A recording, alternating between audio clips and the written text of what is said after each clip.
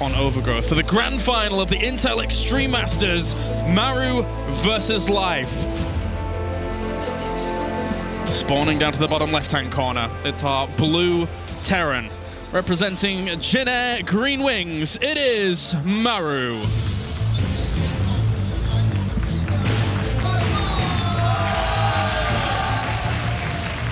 And up to the top right-hand corner, it's our red Zerg, the BlizzCon champion of 2014. Representing StarTale, give it up for Life.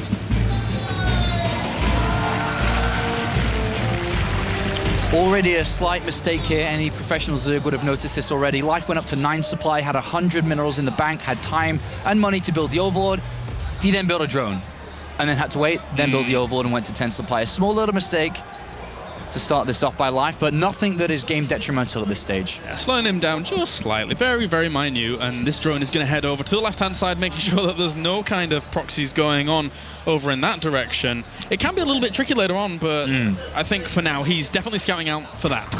That's the best part, I think, of this final, is these two players know each other inside out. They know each other's styles. Life showing that he knows that Maru is very capable of going for that 2 barracks, sending that drone out very early to look for it. Yeah, the first Overlord covered the right-hand side. The second Overlord's going through the middle of where the drone and the first Overlord went. So he's going to be able to cover quite a lot of that area. And the drone also getting over there and seeing the barracks down in this location is going to give him a lot of peace of mind for that hatchery first to go uncontested. Absolutely, and he's going to harass this building SCV trying to get the barracks, but it's so close to completion he does not need to bring another one to come repair or assist with the production of the barracks. He didn't scout the gas timing, by the way, which was a 15 gas coming out for Maru. He's been using this quite a lot recently, where he skips the Reaper, builds 2 Marines, then gets the reactor, then starts adding on Marines 2 by 2, and actually starts to build that Marine count up for a potential factory starport combination attack, which we could see following this out.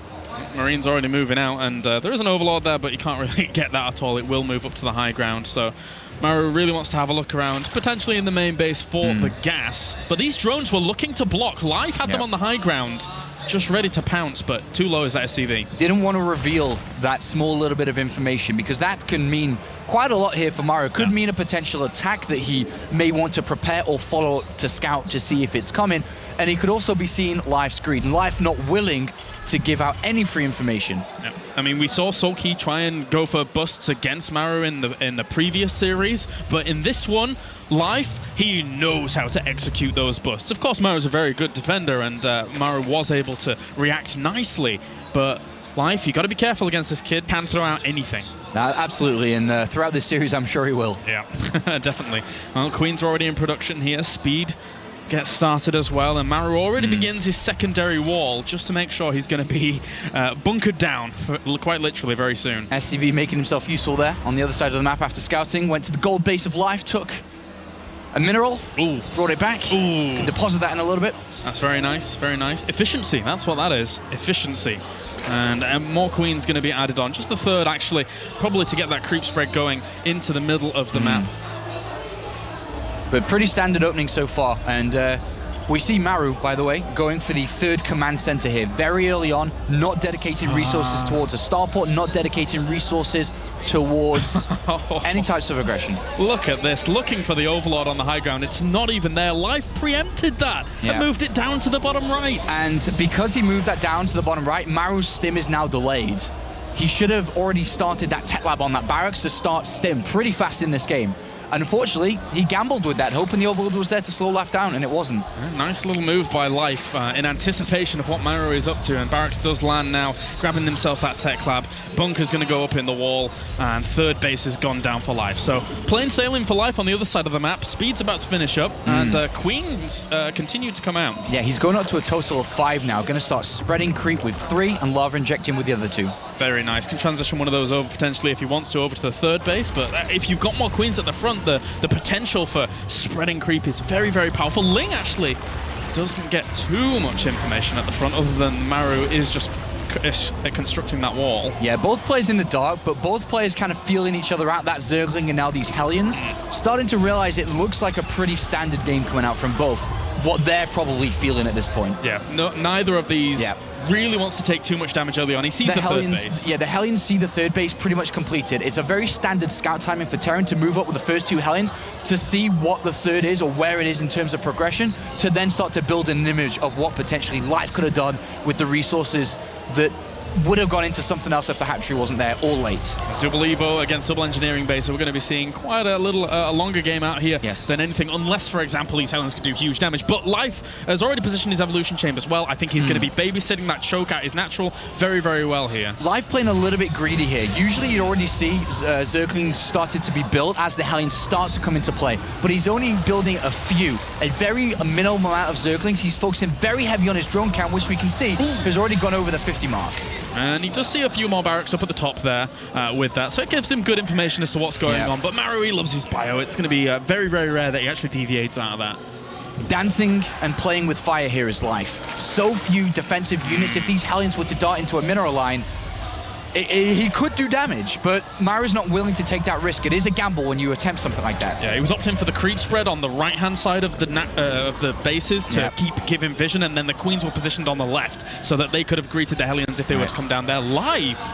Fourth base this quickly? Yeah, it's a complete macro game by both sides here. Life knows that at this point, if we were going to see some sort of pressure coming out from Maru early without that third command center, already would have happened. He knows that this is just going to be a very standard, classic Terran versus Zerg game. Yeah, really opening this up. So greedy. 16 Lings in production, as well as the Baneling there, so now he is getting a little bit of defensive potential out on the map, but he's already powered up quite nicely with drones. He's already at 70 at the 9-minute mark, He's looking good. The only one weakness Life has is creep spread has been halted on the right-hand side. There's no active creep tumors. He needs to get respreading over there. And Ling's going to head over to the third base. They do see that command center landing. He was maybe trying to find a little bit of damage, but Maru was escorting that very, very well. And the Hellions are looking to nip in for a little bit of damage, but the Lings are already out. Yeah, no blows to either player yet, but Live could be looking to get around these Marines on the third base, but Medivacs are just out, so don't think possible. Yeah, a little bit more difficult. Actually, not actually picking up that supply depot. These Lings are actually going to get in. Whoa. And even into the second wall as well.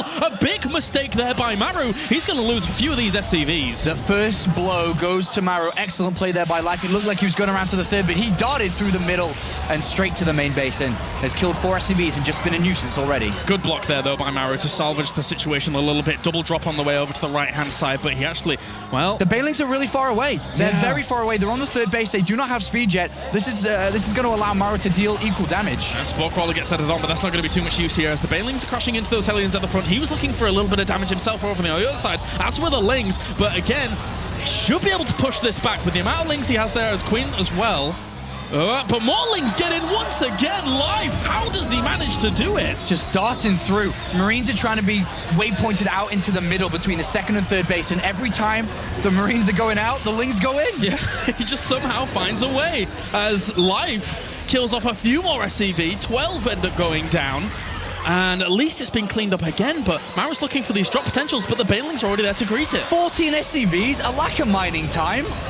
Life's taking a big lead. Oh, he's going to actually lose a lot of that, and he has to fall on back. So many more Lings. Mistake after mistake after mistake coming out from Maru. This is not what he wants in the grand finals of the Intel Extreme Masters. Especially not in the first game. He's all over him at the moment. His Life really taking the opportunity to keep the pressure on Maru, trying to reinforce at that third base, cleaning this up. A nice focus fire on some of those Banelings, but has to get out of there. Lings actually move forwards into that small force, which doesn't really help them out too much, but he got a few more workers for his troubles. Another 4 workers here. When you're playing against the world champion, you cannot make these amateur mistakes here. These are mistakes that will lose you the tournament in the quarterfinals, the round of 16. This is the finals. He's got to really sort it out. Life's on form. He's on point with these Lings that he's made his own throughout his career so far as 2 Medivacs once again head over to that base. But the Mutalisks are about to pop out, 17 of them, because they have so much income. And there's, again, Lings find their way into the natural, doing a little bit of damage here, slowing down everything that Maru has available to him. Well, he's defending, but he's also trying to do a bit of aggression. He needs to get some damage dealt after taking so many losses. And he can't boost either. It was on cooldown. Those Medivacs might actually fall left-hand side as well. He is putting on some pressure at that 4th base. At least he was able to find that. One of the Medivacs ends up falling down. Left-hand side, some damage is being done, and there is a Ling still left here. Maru should be able to get cleaned up on the left too. There's been about 25 SCVs killed in this game already by Life. He's taken a good 30 supply lead. And so far, so good. No turrets have been made anywhere, only just now being added on as these Mutalisks come into play. Boost back out again there, as he does have the safety of a few Widow Mines for these Mutalisks to not really be able to deal with, as there isn't a Overseer. Well, look at this next mistake Maru's making. Supply block at 137. He's only just now added on the, well, 4 supply depots in a row after losing one there. Yeah, adding on 2 Overseers now so that he can be able to push forwards with this little force. And the Banelings are morphing in. Live feels, he senses blood in the water, I think. Yeah, I think he's going to try and end the series, or end this map, sorry. That's a lot of Lings flooding forwards. The Banelings aren't morphed in quite yet, but the Mutalisks follow with this as well. I don't know, this might be a little bit over an extension. Maru is able to split quite nicely on the right-hand side. The Widow Mines do a bit of damage, but Live can't kill him off just yet. He needs more Banelings with this to be able to really get a killing blow. And he's going to go in again. And try and do as much damage. The Widow Mines are on cooldown. That's going to cause a lot of problems here for Maru, who takes a big chunk of damage to some of those Banelings at the front, kiting back as much as he can do, but he doesn't have enough bio to be able to deal with that. The Mutalisks have been able to chase him all the way back. Here come more Lings to reinforce at the front. And Life, from start to finish, has been all over him here in game number 1, giving him a masterclass on how to play ZVT. As GG, game number 1. Whoa. All right. It's a flawless victory there from Life. Absolutely flawless. Step back a second and marvel at what Life was able to do just there. Constant pressure from start to finish, and Maru got thrown aside. It's almost like a ruse, as Life entered today's tournament saying, I'm really tired. I'm not feeling very well. I had a late night. Yet, he's playing as good as he did yesterday. And Maru not feeling it. He got absolutely pummeled there. Yeah. It wasn't even close. As we've said, from Maru's perspective against the players he's played. He looks a little choked up, if I'm honest with you. And I would be as well after a defeat like that. That was very, very difficult to deal with. And if that is a prelude to the rest of this series, then Maru is going to have to step it up. So join us after the break, guys, as we go to a small commercial break, and then we'll be back for Game 2 of the Grand Final at the Intel Extreme Masters.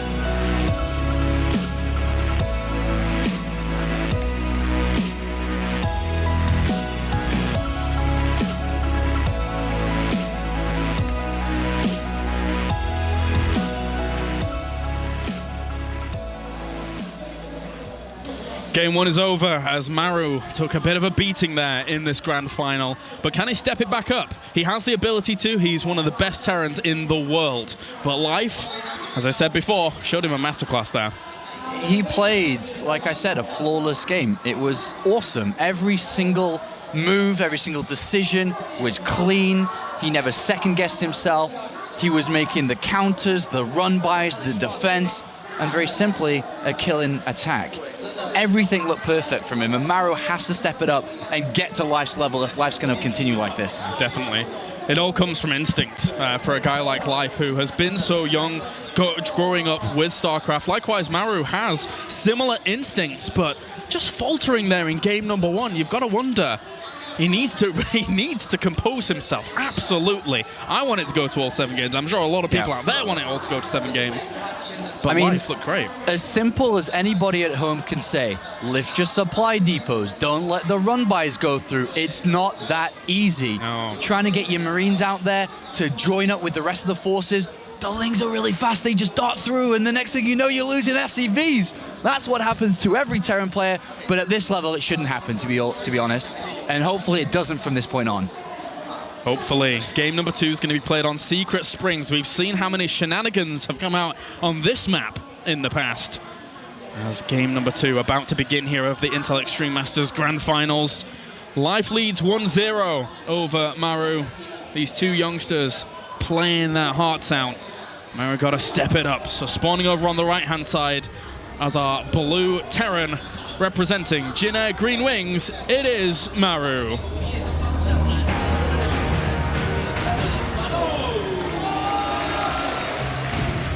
And to the left, it's our red Zerg. Currently leading this series very, very strongly, representing StarTale, it's Life.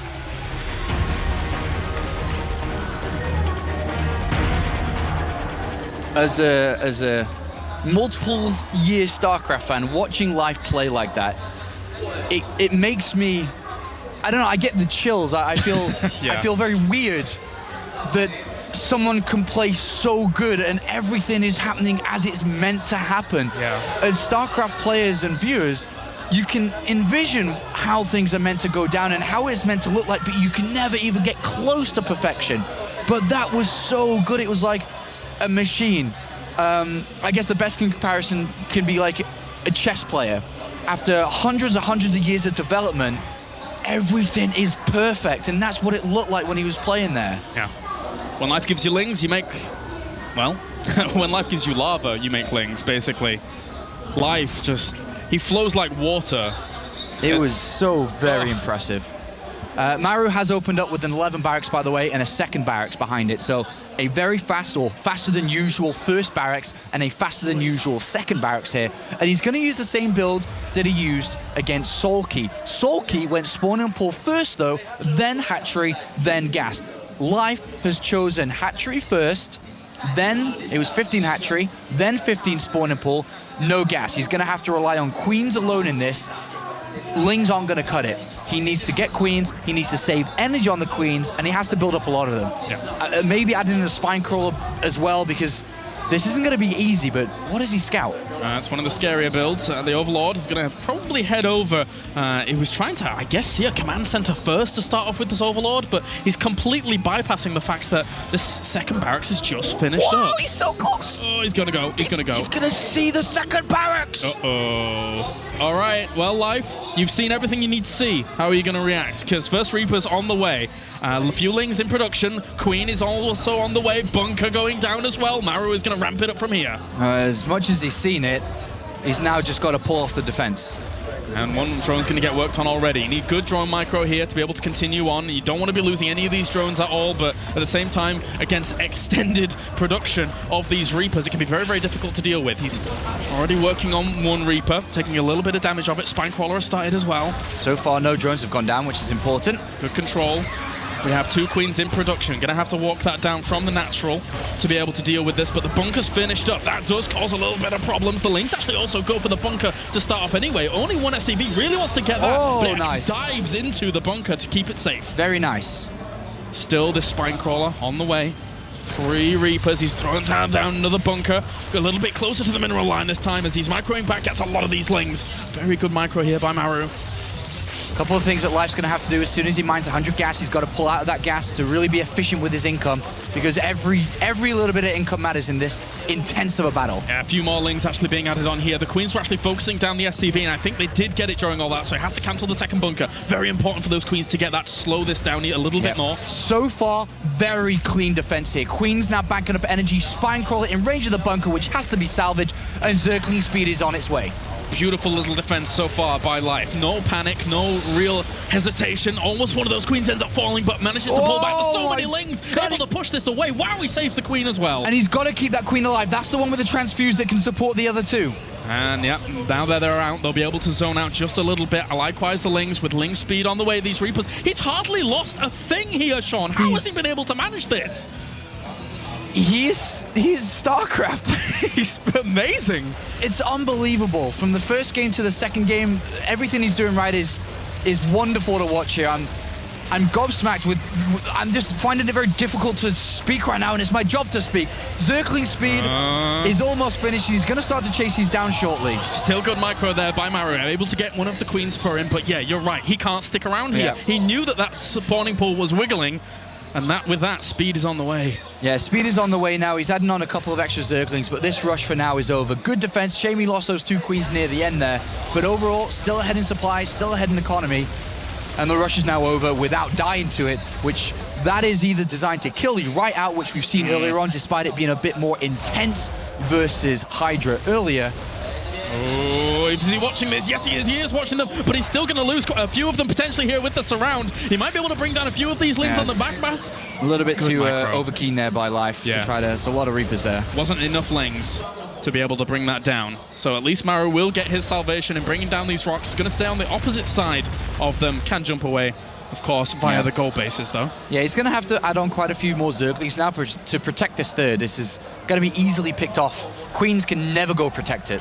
Going to be jumping in the back, and they're almost on a suicide mission here if he splits these lings well once they end up popping. And he is going to split a few around the back, comes in here, but splitting them off means that these Reapers can get a few kills themselves. Does bring down 1 or 2 of the Reapers there, though. Whoop.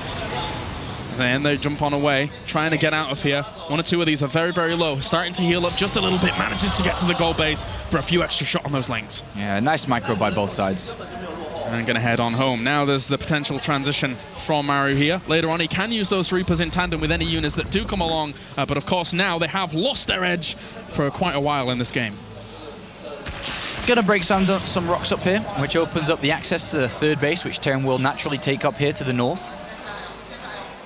And even positioning just a Marine in the middle, just to keep spot on whenever those rocks are going to go down. At least he sees the effect that that base isn't too saturated just yet, or not at all. Life's going to have to start thinking about some extra gas income here, because he can't afford to get 1-1 upgrades, he can't afford the lair, he can't afford a Baneling nest.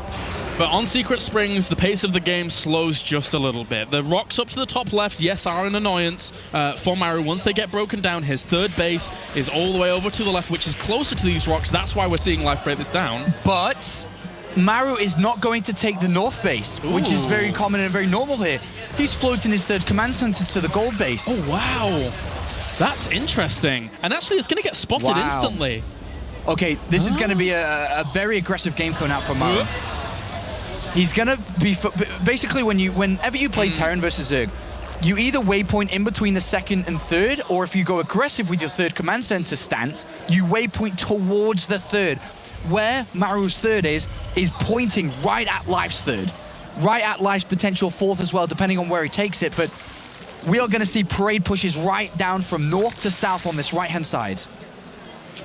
This is going to be very, very difficult. There's going to be a lot of production coming out from Maru unless he's able to shut this down early on. Baneling nests as well as Leia being added on for Life. Very, very normal stuff. He's actually making a lot more lings to help reinforce any lings that he already has and looking to swing on around. Is he just going to go? He could overwhelm this gold base. Yeah. Depending on how many lings he gets out.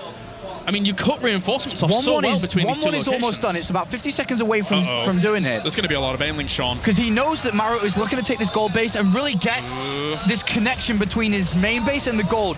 And it looks like Life is just trying to cut it in half and just completely stop it. What if the supply lines are cut off here? He loads up a drop to try and help out the idea of these lings doing a bit of damage here, but that is still a lot of lings. And still not being produced, they're being banked up. Yeah, and the lings have to go all the way around to even get close.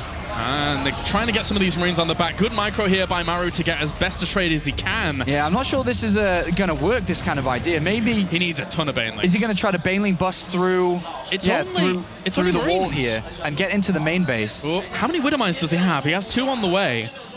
If he has Widow Mines in good locations, maybe that can help out, but he actually goes for the drop on the other side. Maru is elevated 3 medivacs worth of units over past the gold base towards this third. He could be completely out of position. And there's also Banelings there as well to be able to try and deter it. The Widow Mines are actually burrowed. If he loses those, a lot of his defensive potential goes down. He's going for the aggression on the right-hand side of the map as well here. The Banelings are going to force the lift up and has to go home. And the Banelings are in the base. So are the Lings. Attacks and defends.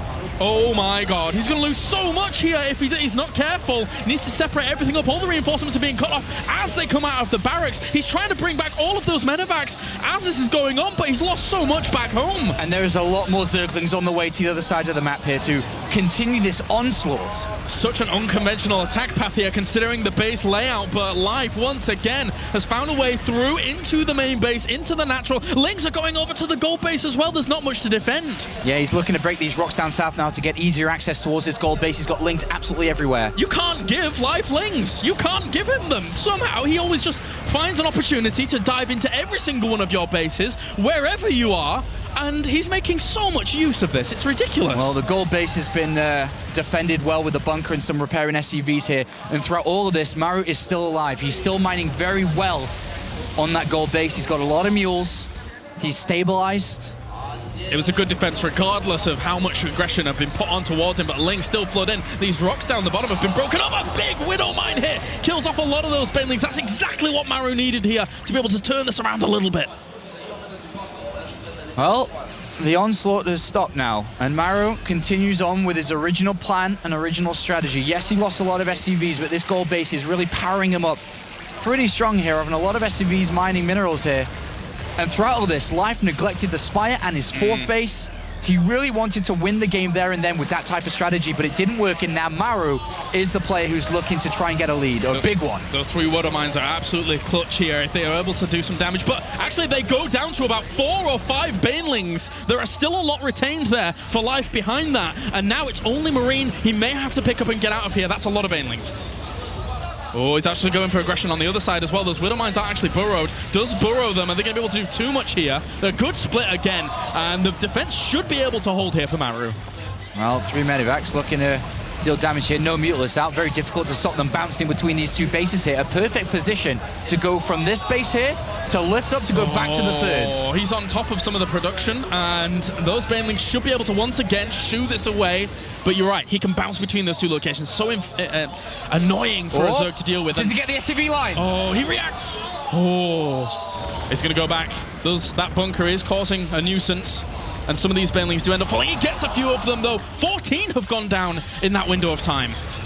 Also another wraparound here. This fighting never ends as Life continues to go for this round. Maru has to pick up and get back out again, but he is up in terms of supply and can continue that assault down the bottom right. Life lost a lot of workers here too. He lost about, I don't know, it was around 10 or something, but he's not mining gas efficiently right now. On his natural, he's not mining properly, and on this third base down there south as well, he's not mining. You need gas. Banelings and mules are crucial in the defense. And Maru dropped a scan up at the 4th base location to find out how well he is doing in this game, and I think he's probably quite content with his position down here. Even drops it at the gold base as well, confirming how much of a little bit of a lead he's got going into this 3rd base. All he's got to know is his income is higher, keep the pressure on this 3rd base, and you will eventually break it. Very difficult for Maru Life to deal with here, I should say. With only 4 Mutalisks, it's Banelings only that are really trying to keep him in this, and even his Mutalisks can't get too much done at that gold base. So what a great choice it was by Maru to eventually have this gold base pay off for itself, and now the aggression just keeps on going. Just keeping on adding on units. Whoop, that Widow Mine didn't do too much up to the north. It caught some Banelings down to the left-hand side, but trying to flood across it, and that Widow Mine got a lot of the Banelings on the retreat out. Maru still with a good 30 supply lead here. Yeah, the problem that Maru's facing now is he's keeping half and half. His half army back at home and half army attacking because he's not sure if the counterattacks are going to continue on like they have done for the rest of the game, and now that other half has joined in. From this point on, you can go back to what the very basic plan was, is to rally all the way through now. Life doesn't have enough resources to counterattack all the time like he was doing before, where his income was much higher.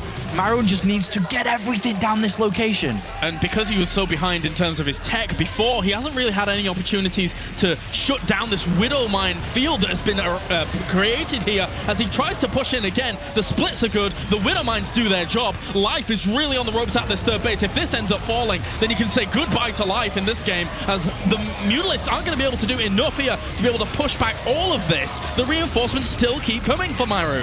Yeah, and they're also pretty fast coming across here for Life as well. He's very good at getting reinforcements over there as well, but when these mines recharge and more units streaming across, if you look at the minimap, Life must not lose this hatchery. It is so important to keep this alive. If it dies, it ends. It's that simple. It's such a safety net to have those Widow Mines to retreat back to here for Maru, as Live is trying to find a small engagement here and there. Drops a scan, sees how many Banelings are morphing in, decides to poke forwards. Those Lings are trying to go for the round. They don't get it. Picks up, gets out of there. Really good reaction times here by Maru, just to be able to pull back this army that he is keeping good eye on. Widow Mines have moved up another level now. So many of them as well. They just keep on moving forwards. The Mutalisks get hit by one, and as this continues on, it gets harder and harder for Life to really do anything. Maru is absolutely strangling him here. And he's got his +3 attack and +2 armor on the way. There's so many good things going well here for Maru. Oh, another good Widow Mine hit.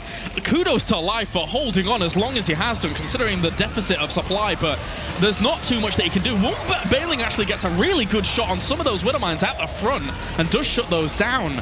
But can this continue on further? I'm not sure. Well, Life is droning up while this is going on, which is absolutely unbelievable. He's trying to get a couple of more drones to increase his income to try to overwhelm this force here by Maru, but he's getting closer and closer to this hatchery. If he makes the defense somehow, then unbelievable, but I don't think it's going to happen just yet as Maru continues on, gets himself a big pickup of Zerglings there at the front. The Banelings get split against. There's always more Marines on the way, 11 in production at any time. Just rallied across there. It's so hard for Life to deal with. And now it's about to get even more difficult with the +2 armor upgrade kicking in and that +3 attack, even though Life has pushed him back to the Widow Mines.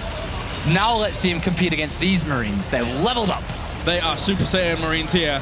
Gonna do so much damage against this small force, this small poultry force that Life has. Really not much available to him all. As much as Banelings can try and turn things around, the Widow Mines recharge again, kill off the remaining Mutalisks, and all he has left is 12 Lings on the field. How are you gonna be able to compete with +3 weapons on these Marines? He's not Kalaris. It's quite simple at this point that Life is had a very valiant defense here, a very good try to hold this, but his third hatchery is 50%, and like I said, when that goes down, the game is virtually over. Such impressive aggression. GG, 2 goes to Maru. He ties up the series 1-1. And that, again, fights from start to finish, just like in game number 1. Life just kept on the pressure. Likewise here, the shoe is on the other foot now. Maru kept on the pressure, whilst he was even being counterattacked and was able to deal with it pretty darn well. Very cool series so far, with just 2 games gone into this best of 7. Life still sticking to how he played in game number 1 and how he's played for the rest of the series, never second-guessing himself. He saw the gold base being taken and said, I am going to try to cut this lifeline in half that you're trying to waypoint through the middle, and you can't possibly defend 2 locations at once. If I'm able to get right in the middle, you choose which one you're going to defend, and the other, I will attack. That was a great decision. It was awesome to see that that was his plan to combat this. But unfortunately, Maru was able to defend in 2 different locations. And from that dedication to that strategy from Life, he cut out the Spire. He cut out his 4th base, and he went gung-ho with Ling production and Banelings. And eventually, when it didn't work, Maru just took a natural advantage. His Medivac use was great, and he got his plan intact. From the gold to the 3rd of Life, and it was all about the parade push. Yep. The typical parade push that we've seen over the years of Terran just waypointing their units, rally pointing their units to the economy of the Zerg, and eventually wearing them down to the victory as we saw. In theory, it's all good, and even in real-life conflict, it's a tactic that is employed quite often. Cut off the supply lines, cut that in half. Didn't quite work there in game at number 2 for Life, even though the idea was cool. But now, Maru ties it up 1-1. So, his 3rd map is going to be on Deadwing, I believe. I'm really hoping for cross spawns. I'm really, really hoping that we do get cross spawns so we can have a nice long game between these 2. But that was Maru showing that, yes, he is able to compose himself, because there was a lot of pressure hitting him, and he was able to deal with it. So that's that gives us good hope here as the series continues on to see a very, very long one. And it's always nice to see with the Intel Extreme Masters as a global event, traveling to many different continents, many different countries, all the StarCraft II fans that come out here. There's a lot of people. There is a lot of people in the audience right now watching and cheering for their favorite player between the 2.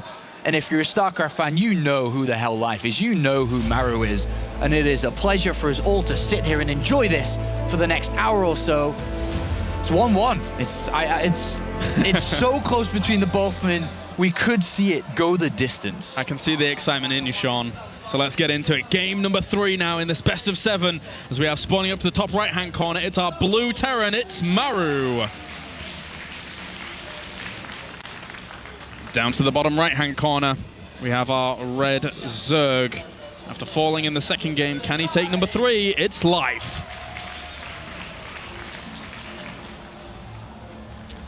Whew.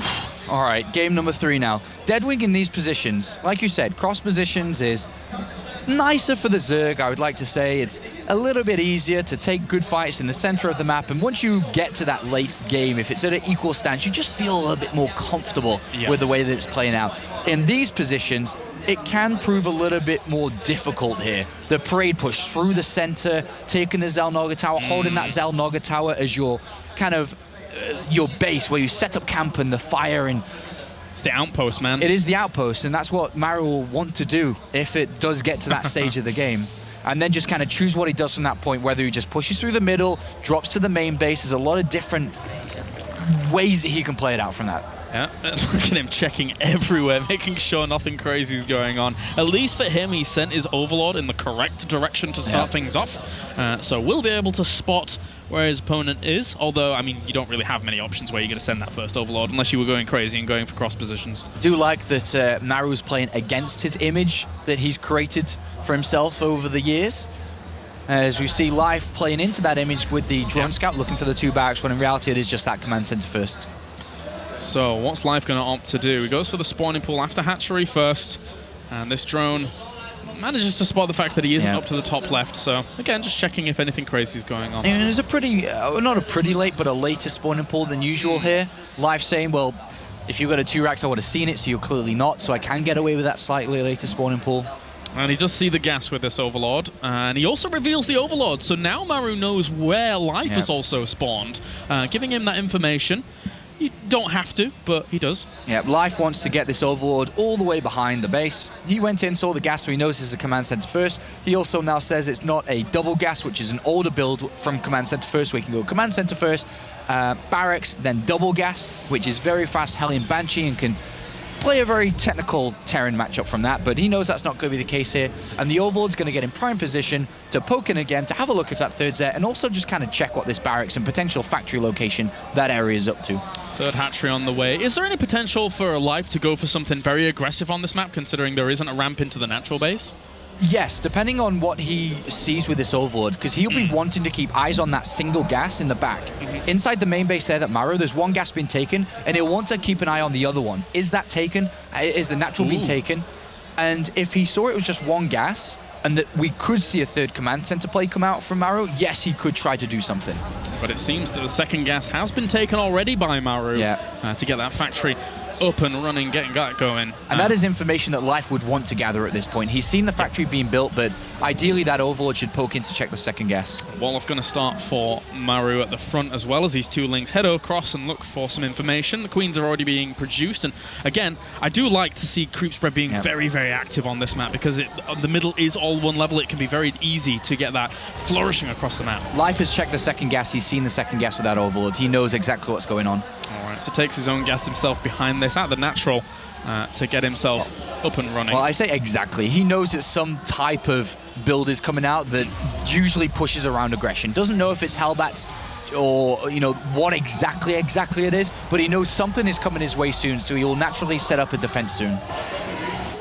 From there on out, the creep spread's going to begin as it chooses with that 3rd queen just to go for the creep tumor before the lava injects. It's actually pretty difficult to spend all of your lava this early on in the game as Zerg, so you may as well get that one going. And he sees the starport on the switch up onto the tech lab. He sees the tech lab, so he knows now that he's playing against Banshees, Hellion Banshees. So he's already got quite a few queens out, 4, with a 5th one on the way.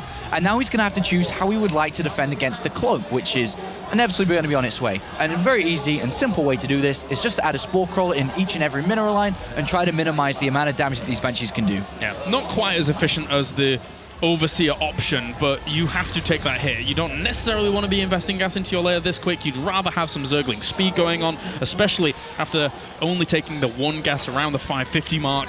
So, and adding on the double evolution chambers to really make sure that he's going to be getting those upgrades nice and fast here. Yeah, and notice how he's not rushing out the spore crawlers. He's waiting for the perfect time to do so. Oop. And with waiting for the perfect time to do so, means that he can get as much mine from those drones that were going to turn into the spore crawlers before he actually does. And so there's the first Banshee on the way now across. Second one gets put in production as well. Double engineering bay goes down. And he did see the spore crawlers and decided not to, you know, do anything with the cloak. It's still very useful. You can find small pockets, despite spore crawlers being active, where you can use those Banshees to good effect. Yeah, just very standard opening here from Maru. Just factory, starport, so Hellion Banshee into third command center, into engineering base, into extra production. And trying to find a little bit of an angle. Spore crawlers covering that. Not too badly, though. Gets himself 2 drones to start things off. But it's going to be melee upgrades from here on out. Life loves those lings, as we've all seen already. Ideally, as a Terran player, you do want to see damage dealt from these Hellion and Banshees. And 2 drones, not really sufficient enough. I mean, for the investment of Cloak and double Banshee here. Yeah, he's up to 62 drones already, going up to 70 very soon. The Overlord does end up dying, but that really got its job done earlier on by seeing things. 4th base is going to be added on here for Life, and that Banshee might just have seen that drone heading down there, so might chase. Life knows exactly what he's playing against. With that scout of the barracks, he knows that by process of elimination and just kind of understanding the timings of how Terran is, if the barracks are being built now, there is a third command center that's been built before. He doesn't cancel. That's a nice pickup there for Maru with these Banshees, considering that they couldn't get exactly to the mineral lines that they wanted to. So a full kill on that hatchery is a really nice start. But he is already playing against a 70 drone Zerg on 3 bases, and it's about to be 79 drones as 9 more have been created. And Life's just had a free ride to Drone City for the last 10 minutes here. He's had minimal amounts of defensive units out. He's got very good creep spread already, and he's got a fantastic economy. Yeah, he didn't necessarily need to spread the creep towards the 4th base just then, but if he does, it means that he can actually defend that from those Banshees with the Queens if they want to come. If the Banshees want to come back, he gets all of the Hellions in the middle of the map. Yeah, and the Lings he gets all the Hellions, and then he adds on 20 more Zerglings here. I'm not sure if he's just trying to build up his army count because he's already at 80 drones, or if he wants to try to get a bit of damage done to this third. With 2 Banshees out, I don't think that's the right choice. I think he should just be building and starting to morph some Banelings back home for the next push, which technically should be on its way by now. The medevac should be out. I think, yeah, there they are. The Lings were already under pressure at the front, even just a few more drones being squeezed out here as Baneling speed is being added on, and Maru starts the potential drop play over on the right-hand side. Overlords are there to be able to spot at least. Look at the defensive sport crawlers that were used for the Banshee at the start, now been positioned to prevent drops hitting him in the back while he's focusing on the fights at the front. Yeah, no need for them to be in the mineral line. If you're at layer tech and you can have an Overseer trundling around with your potential defensive Queens, etc. As Lings will react over at this 4th base, along with Banelings too. Also, the Banshees causing a little bit of havoc from the air whilst that drop's going on. It's a nice little synergy move there from Maru. Ooh, and getting this Spore Crawler, keeping that medevac alive. Good reactions there by Maru as he drops on in, but he's going to have to pick up and get out of there. He's going to switch down to the 4th. A nice position here for Terran to go in between these 2 bases. And these Marines will probably be cleaned up. Still no pickup, so regardless, gets pushed away. And more drops being loaded up. At this stage of the game, as a Terran player, before your 2-2 is ready, you're looking to do as much damage as possible with drops, and these 2 Banshees, of course, because he's got them out, to slow the Zerg down for when your 2-2 is ready and your army size hopefully is now bigger because you've slowed the Zerg down. You can look for a killer fight. And he's going to actually have to be pushed back again here.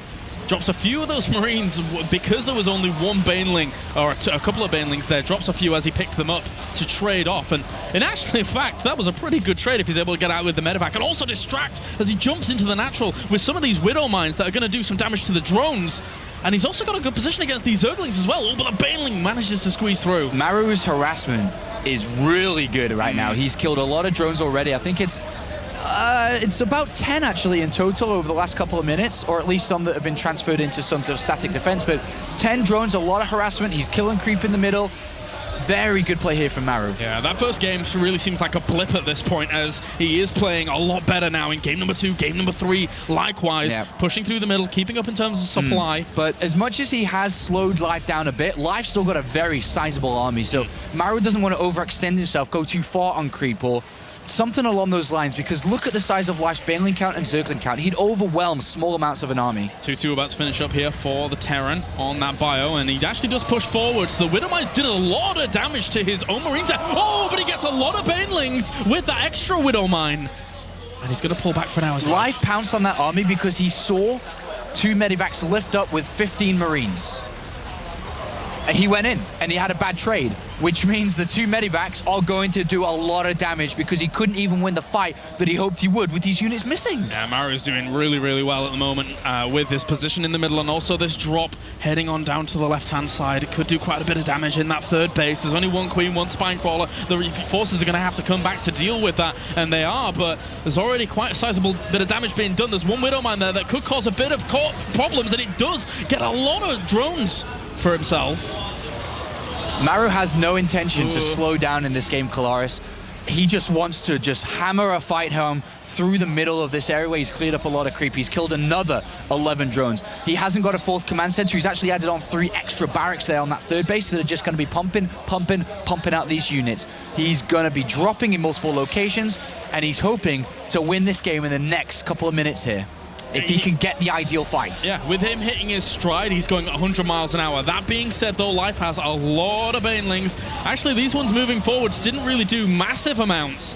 1 Widowmine has had its charge been taken away from it, but he's going to move in again with another wave. Drop on the left-hand side over at the third base, trying to get even more drones. Gets a couple, not too many. The Mutalisks will be able to clean that up along with it, and Banelings sacrificing themselves just for a few Marines in the middle as well. Maru was, they're so close in terms of supply. Every drop that Life has to go back to defend, Maru knows and pushes forward and clears more creep. He's waiting for the creep to really go back. Hold that thought, though. Life's going to jump in on this. Whoa, that's a lot of lings. Are they going to try and get the surround here? They do manage to get a bit of a clump at the front, but the splits are still good here for Maru. He picks up the Thor, gets that out of there with a very weak medevac. Wow, that save on that Thor. Whoa, Life pounced on in that fight, and that was a really good engagement taken there by Maru. The splits were great. He's fighting with the majority of his forces off creep. He picked up the Thor. Everything was awesome there by Maru. Yeah, it's providing a lot of anti-air. Those Mutalisks diving in do take a lot of damage to those Javelin missiles. He pushes forwards once again. Wants to stop him. He's basically knocking on his door at the moment, and Life does not want that at all. But again, there's no creep spread. This keeps getting closer and closer, Sean. Yeah, it's just going all the way back. It started well in this game, but Maru has just had some excellent drops and excellent creep clearing. And from this position, it's just rebuilding up again. There's no need for him to rush this out. He's got his 4th now down. He's got his 3-3 on the way. He can slow the pace of the game down now. Just regather his troops, set up position, and go again. As he moves to the edge of creep, the very edge. And he's looking to tempt Life out of his base here, and some of these units do get drawn out, but the Marauders at the front soak up some of those Banelings as well. Life's got to stop this momentum. He has to take a good fight. There has to be good Baneling hits on some of these Marines, but again, the splits just continue on for Maru. He's reinforcing across the map. These 4 Banelings, do they get anything done? No, they don't. The Medevacs are a little bit vulnerable. One of them ends up falling to some of those Mutalisks, but again, here comes the flood forwards. Do the Banelings do a whole lot? Actually, on the left-hand side, they were able to clear up a lot of the Marines, and Life survives for just a little bit longer. Yeah, but now we're about to see 3-3 complete, and once again, regathering of the rest of Marines that have been waypointed across the map here. Widowmine's coming in, a 30 supply difference. 3-3's done. This is going to be very difficult. Again, as we saw in the previous map, Maru is playing this awesomely. He's got Life exactly where he wants to, and one good fight with 3-3 upgrades completed will win him this, and will put Maru in the lead in the series for the first time. If you think Maru was going fast before, wait until these Marines kick in now with that 3-3 done, and it's going to do a lot of damage. GG, Maru takes game number 3. Life realizes he's not able to do anything against that. And wow, Maru really turned it up. Classic Terran versus Zerg at its finest. Excellent play from both sides, but it is Maru who got the better end of Life in the last 2 maps, goes up 2-1. And as well as Life played and as flawlessly as he played on map number 1, Maru is fighting back and is equaling the skill level that Life showed us at the start of the series. All right, game number 4 going to be on the way in a bit. Catalina is going to be our map. And we've already seen a lot of good TvZ on this map actually already in the tournament. But for now, Maru up 2-1 in this grand final, in this best of 7. Yeah. Such a strong position. Very strong position, and those spawning locations he had on Deadwing were ideal for him. We mentioned it at the start. If he could just go straight through the middle, use that Xel'Naga tower and push the creep back and eventually push life back, in those positions, 4 bases of Zerg, easy peasy lemon squeezy to take. Take a 5th? No way. No way you taking a 5th. And if he can hold you in that position, you will eventually start to slow down, mine out, and simply die. Not a good position to be in. Not one at all. Life now going to have to contemplate how he's going to come back in this series, because his general normal game tactic in these past 2 games, well, I mean, game number 2 was a bit strange compared to a normal tactic, but we'll find out. Well, the next map here, Kalaris, is going to be Catalina. As you said, this can be played out well. Again, for Maru, if he brings the level of play that he had in the previous one. I suppose we'll talk about that in a couple of seconds here once we load into it. But excellent StarCraft on display here at the Intel Extreme Masters. I mean, Sean, imagine if Maru is able to take this game and he goes to match point. What does Life do from there? He absolutely has to tie up this series. Well, the rest of the series after Catalina's going to start to get a little bit tricky because the new maps are going to be involved. Oh, yes. We saw Secret Springs before, but we haven't been seeing Varney Research Station. We haven't seen the rest as we now get into this game. Spawning down to the bottom right-hand corner on Catalina. Currently 2-1 in the lead. Representing Jin Green Wings, it is Maru.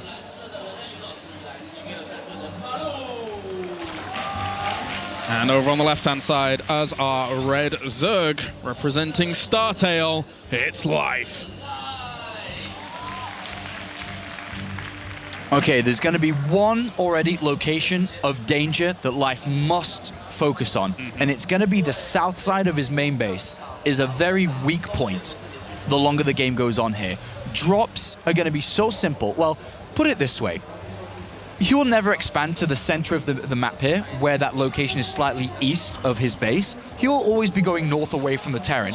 But the Terran will be pushing through the middle and can very easily send 1 or 2 medivacs to the left, which would then be into Life space.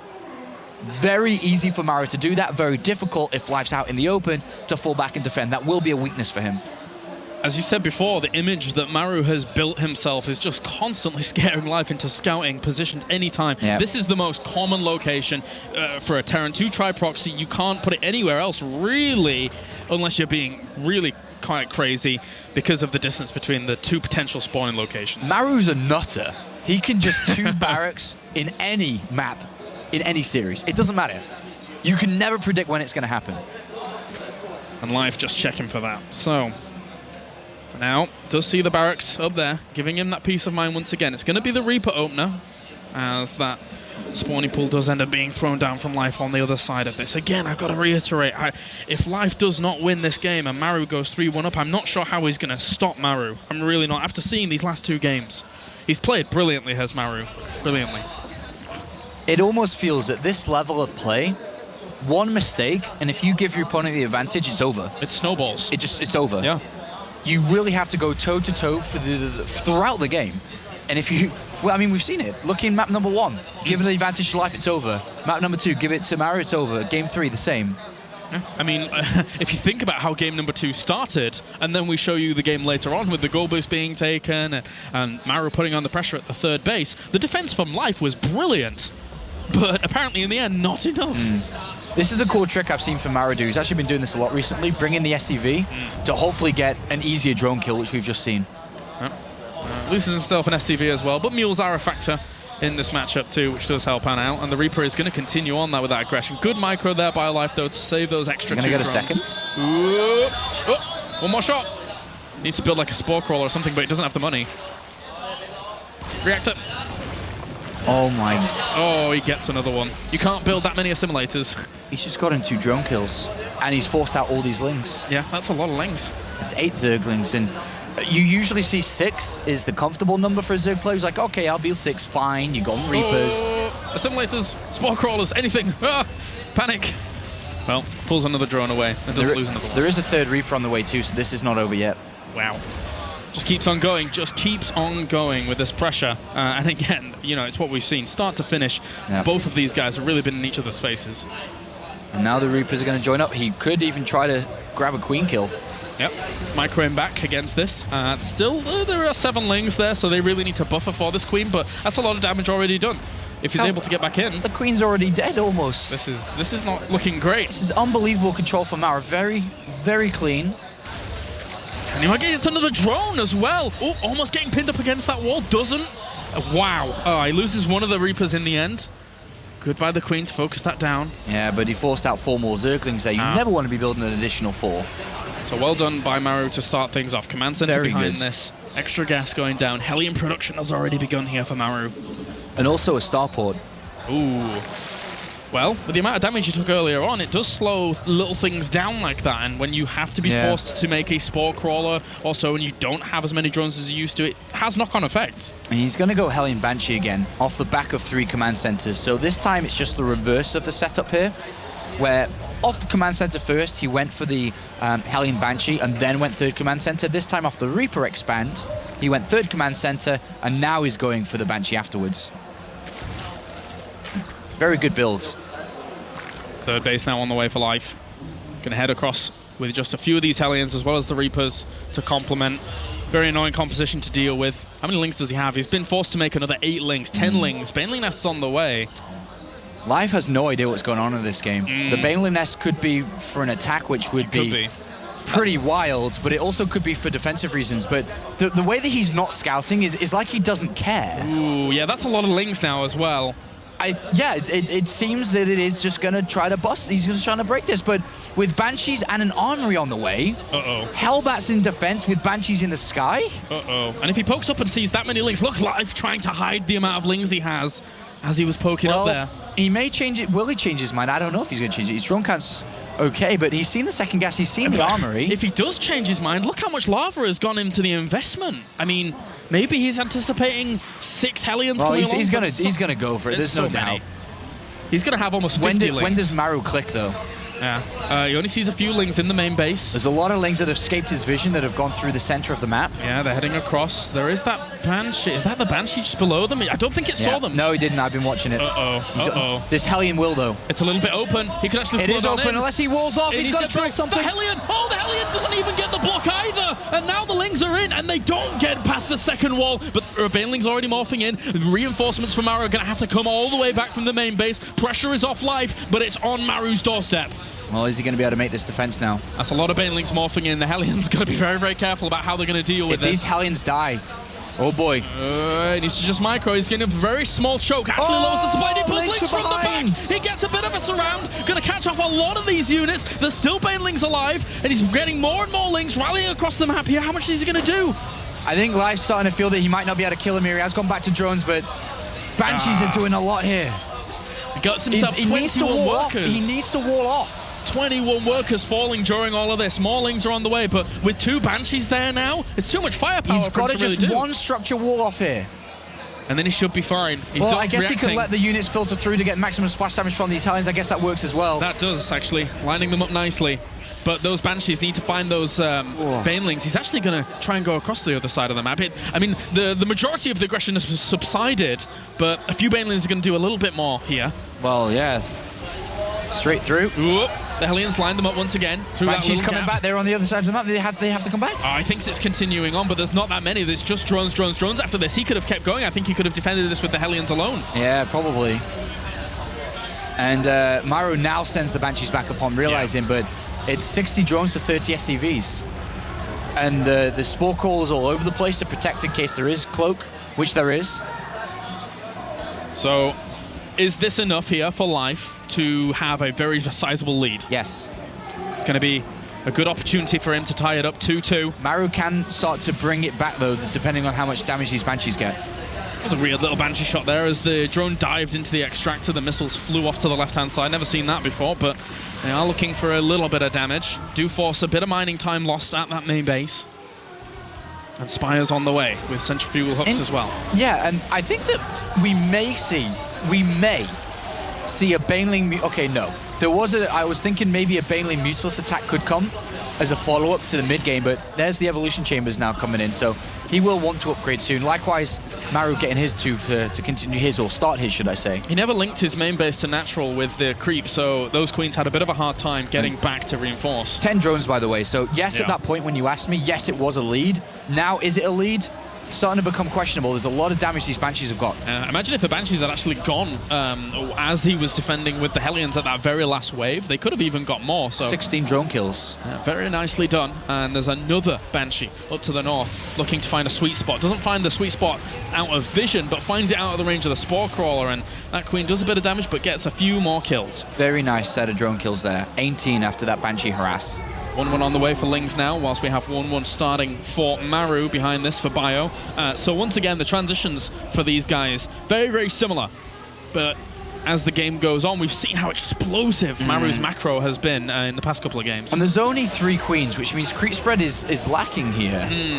And he's going to have to sacrifice lava injects to get this creep spread going. 4th base going to go down for life up to the north, but these Lings, don't think they can really do too much. I mean, those Hellions as well as the Marines situated in front of these bases should be able to push this back.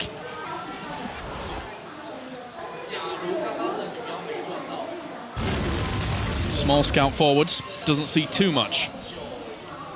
Wrapping around with the side. Ling's going to try and go for a bit of damage here on this 3rd base, but the army's already there positioned. Not enough Marines, though. But with Banshees and Hellions in support, that's enough. This potential timing coming up from Maru when he gets his Medivacs out is going to be pretty good. When he gets all his units together, pretty much, it's going to be a nice opportunity for him to deal damage. He has an armory from very early on, and he's kept a lot of his Hellions alive. There's 5 Hellions and 3 Banshees. Yeah. If Banshees were targeting down Banelings, for example, well, the Hellbats and Marines with Medivacs and 1-1 start to fight. Oh, that's a shame for him. Running straight into the Overseer and Mutalisks. Has to try and divide them up to get them away. And will, with one of them for a little bit, maybe some damage. Even a Baneling or 2 here is going to be worth it, considering that they're almost sacrificed at this point. And drop inside the main base, going to deal damage here, and this is a weakness as pointed out from earlier. Not too many Banelings here to help out. 2 rolling in now, and actually gets the pickup already. Boosts on out of there, making sure those Mutalisks can't do too much, and the Mule drop over at the 3rd base. So Maru's economy is really going to be ramping up very soon. This Banshee, wow. Yeah, shouldn't get the kill though. No. But somehow survived for a little bit longer than I was expecting. As, again, this army is gathering momentum. 40 Marines out on the map right now. Yeah, 2nd factory coming in so he can start to really increase the Widowmine production as he would like to do. But 4 Medivacs worth of units here with 2 Widowmines. That's more than Life is probably anticipating at this angle. Doesn't really want to allow these units to plant themselves in. He's trying to trade off against the Banelings, and if he only has to fight Lings with 4 Medivacs worth here, then he might be able to have a better time. The Mutalisks are coming along, but there's 2 Widowmines here that could cause a bit of damage. Catch some of the Lings, picks on, gets out of there, but the Mutalisks will chase it away. Yeah, good defense there by Life, as Maru really wanted to put the pressure on with that. 10 more drones. Unsuccessful. Yeah, 10 more drones because he's only on 70, and the way that Zerg vs. Zerg has played recently is like 80 drones, and it is a lot of waves. It's not about building one big army to take a good fight. It's about multiple sets of waves, lots of reinforcements, and you need a lot of money to be able to do that. Splashing up against him constantly to just try and punish the positions in the middle of the map, but Maru here attempts to push into the middle again. This Banshee somehow still alive, 24 kills. 3 Medivacs headed towards the main base. He can deal so much damage, there's nothing here. And especially because he's spreading Life so thin. There's one force all the way up towards that 4th, and here's the other one. Attention being spread so far out here. Maru with a great little bit of strategic positioning gets the spawning pool. We've all seen how it plays out when Maru's able to get those during this tournament. He could even pull back here, and he's already done quite a bit of damage. Widowmine gets a connection on some of those Mutalisks, and the army on the right-hand side over at the 4th base looking to push down. Could get a lot of drones. He's already got 14 on the other side of the map. He loses a bit of that army, but he's getting a few more over here. He's going to get the hatchery entirely. And this is a big move here, a big pick off for Maru if he's able to get that, which he should absolutely be able to get it. Even the splits against the Banelings, picks a few of these units up, gets out of there, knows the Mutalisks are going to be nipping on his heels as he does pick up and get out, so crippling some of that economy again here. Maru, once again in game number 4, playing very nicely. Just beautiful use of the map here. Like I pointed out earlier, it was always going to be a weakness for Life in this game. He's always going to be expanding north. Maru's going to be pushing through the middle to get to that north base, and then while you're doing it, you send off 2 or 3 Medivacs to the left. And it's very difficult to defend in these multiple locations. And how does Life keep up with him now in terms of economy? Oh, no. Okay, one medevac does end up falling. Good reactions from Maru, only losing one of the medevacs. If he'd have lost it all, that could have been the comeback there for Life. But again, the fourth base going to end up falling. Yeah, it's going to end up falling there, and there's a fourth on the way for Maru here. Life gambled with his Mutalist being in that position, was kind of hoping for the medevacs to fly in, which they did. But in return for that, he wasn't able to defend that fourth from being cancelled. And now a huge parade push through the middle. Life is down in supply. Life is supply blocked. In a lot of trouble. Yeah, a few Banelings going to morph in, but the Mutalists are going for the counter-attack, realizing that as the army stepped onto creep, it was going to be a little bit much for him to actually deal with. The Mutalists doing quite a bit to actually deny some of that reinforcement. Widowmines have got some connections, but Banelings morphing in up to the top right to try and catch some of this army. The Widowmines in perfect position here for the Banelings. Oh, he's going to lose a lot of those. Okay, loses a few of them, even just to a Marine there. The Mutalisks did actually kill off a few Widowmines on the reinforced, but he's lost his natural now. He's lost a lot of his income. Maru still has so much of his production left over during all of this. Of course, it is being camped upon, but the army over the other side of the map cannot be contested here by Life. No way. There's no way he's stopping that army on the other side of the map, and it doesn't matter how many Muleys you have at this point. There are way too many barracks. There's a Thor going to come out. You can kill the Marines as they pop, but his income is not being hindered, which means the Marines will never stop coming out of the barracks, and eventually the Mulists will get wed thin. Life's got to find a way out of this. He really does. If he falls down 3-1, then it's going to cause a lot of problems for him in this series. He's at 100 supply, sub 100 supply. Maru's able to take the main base, and with that, so too do a lot of hopes of Life fall down the drain here in the fourth game. This is going to be really, really bad here for Life if he's not able to find a way. He's got to keep on trying to pick off these Marines, but the problem is Maru can always come back with a lot of his Marines from the other side of the map here. His entire infrastructure is been destroyed. Life only has those Mutalisks. Wise little moves there, auto-detonating some of those Banelings to catch even just a few Widowmines, trying to find small advantages, evening up the supply a little bit here are the Mutalists that are catching those reinforcements over and over, but he's going to lose this base. If the splits are good here from Maru, there's not much more he can do in terms of the defense. The base will fall. He was trying to get Burrow there as a last salvation in this game, but it was denied. He's trying to get rid of the economy by killing SCVs around as well, so the Mulists can maybe wear it down against these Marines if they stop coming out at the rate they are, but he can't stop them. There's way too many Marines here. It's all base trade here. How many Mutalisks does he have left to his name? 8 or so. Not much more. GG, Maru takes the lead 3-1, extends that even further here in game 4, and look at him. He's relaxed as anything. The cameraman had to adjust the camera there because Maru was slouched in his chair like he was playing against the computer. It's that easy for him, apparently. Apparently. Hitting time and time again on the left, on the right, from the first base to the fourth base. They're so far away on a map like Catalina. And Maru exploited it brilliantly in there in game number 4. Excellent play. Just, brilliant play again from Maru. Unfortunately, Life not able to keep up with him there. And now that man on screen has a tall task ahead of him. And that was no pun on his height, because he needs to win 3 games in a row to win this championship. And Maru 1 game away from being an Intel Extreme Masters champion. I actually just got chills saying that, because Maru is a guy that we haven't seen on foreign soil a lot at all. And now he's here and he decides, well, I guess I'll just win this one. Yeah, he's absolutely dominated Zergs throughout this tournament. He's slapped down Hydra and True and Sulky. It's been very impressive to see from Maru, and it's been a long time since we've seen him win a tournament as well. It was 2013 when he won his last one. I think it was August. But here we are, fast forward a couple of years or a year and a half, and he's looking at his next victory. But Life, as we've said multiple times, and we've heard it multiple times before, always seems to find a way, and this is the time that he needs it. He's looking for his 9th championship in StarCraft II. He's grabbed an Intel Extreme Masters championship before, looking to try and get his 2nd here. But Maru, after game number 1, if we just discount game number 1, is dominated. He's absolutely dominated the last 3 games. Yeah, he has. From even the Reaper micro at the beginning of game number 4 there at Catalina to catch as many drones as he did, to, again, drawing him back and forth from the 1st to 4th. All right, let's get into it then. Game number 5 here between these two. Varney Research Station, one of the newer maps, is going to come to the table to find out if Maru can take it 4-1. Right now, he's looking poised to take that score. Or if Life, a previous Intel Extreme Masters champion, a BlizzCon champion, can bring it back. As we have spawning up to the north position. He's 1 game away. He's in the blue. Representing Jinnet Green Wings, it's Maru. Is this the game that he 2 barracks on? Maybe. And down to the south, it's our red Zerg. Representing StarTale, it is live. And I think this is the game that he decides to proxy barracks on the other side of the map with an SCV moving out here.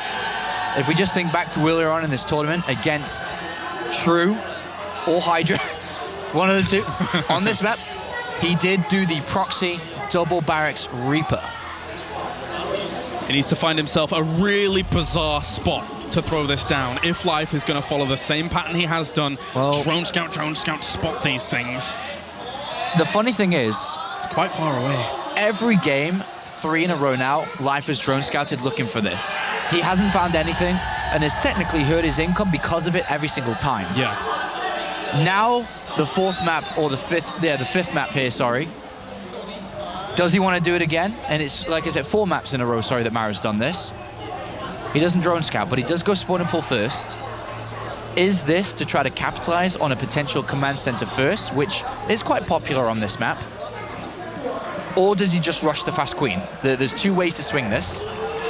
And it is going to be the Reaper build, where Maru is going to try and win his championship on the back of his Reaper control.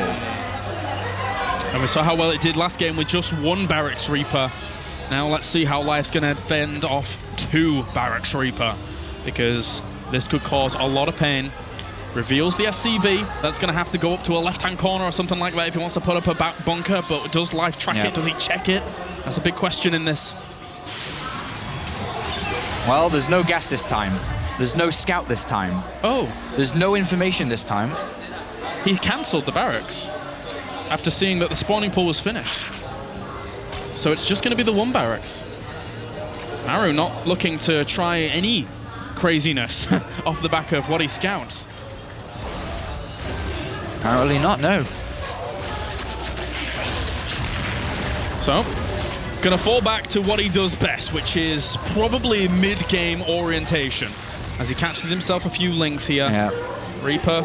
I mean, the Reaper arrived pretty fast, so does Life suspect This could work things? pretty well for Life for Maru, if Life really overcommits to the defense here.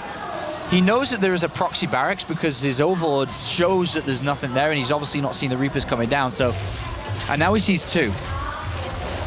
If Life doesn't really add on many drones while doing this and starts building a lot of lings or a lot of queens and a static defense, then that's pretty good for Maru. I think because he sees even numbers, he's not exactly overcommitting. If he'd have seen 3 jump in, of course. I mean, well, yeah, that's a given, but just the 2 really twigs him off to the fact that it's only 1 barracks worth.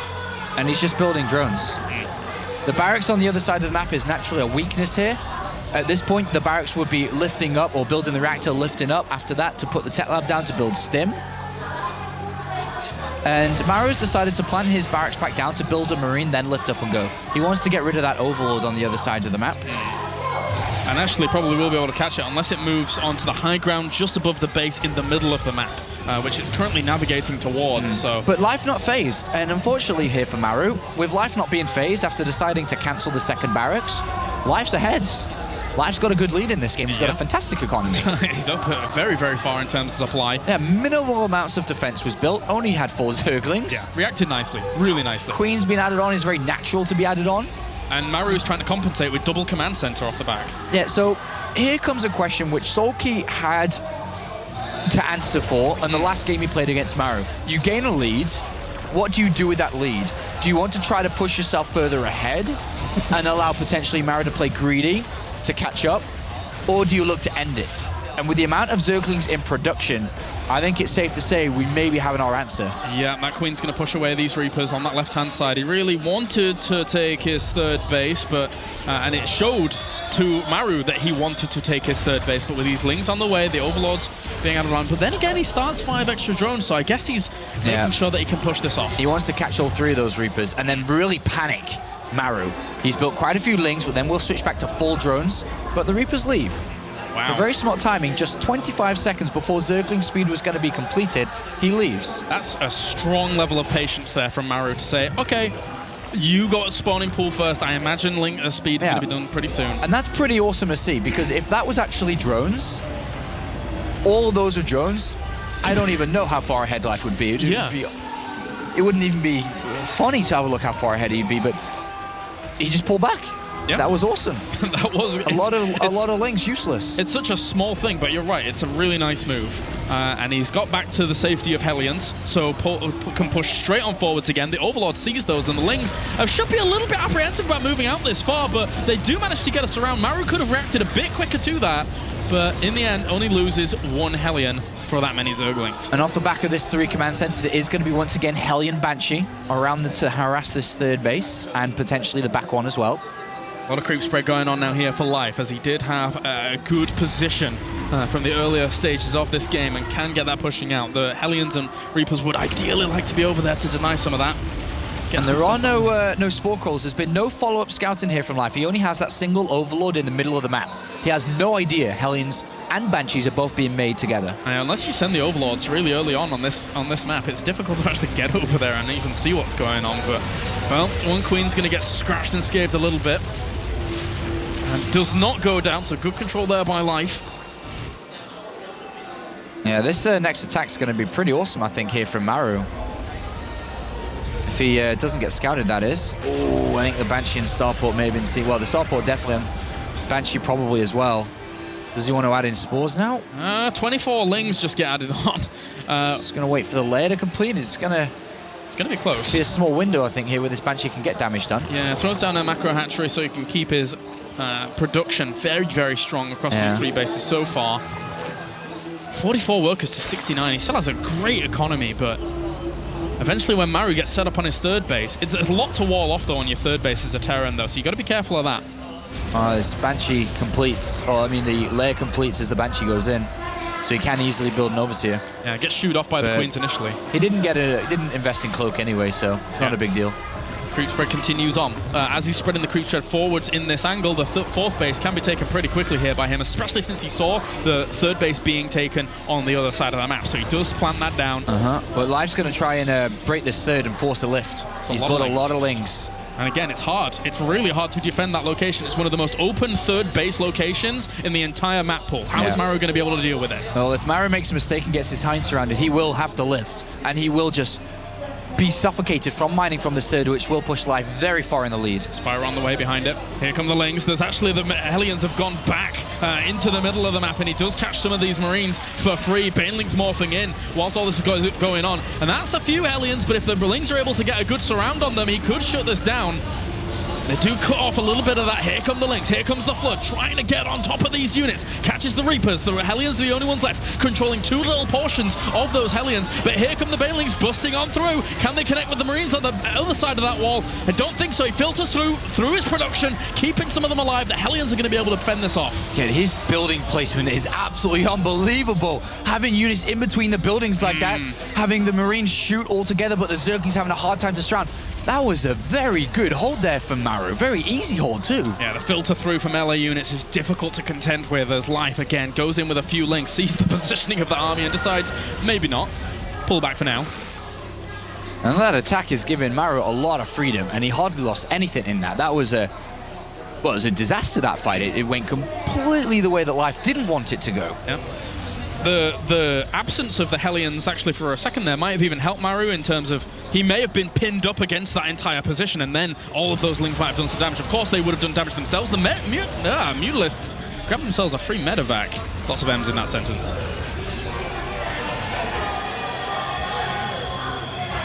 Well, there's a 40 supply lead here for Life, and he's going to try and bust through a supply depot wall or in a bunker or whatever there is over on that third base with these Banelings and Zerglings, but have been found by that Banshee, nice and easy. 10 more drones being added on for Life, and catches a few Mutalisks there. Just one, in fact. Goes down.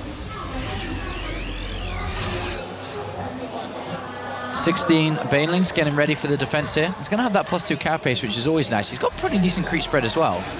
Still another flood of Lings. Sees the Hellbats morphing on the edge of creep. These Banelings are morphing in a brilliant time as he starts to clear up some of the creep to make it more disadvantageous for Life.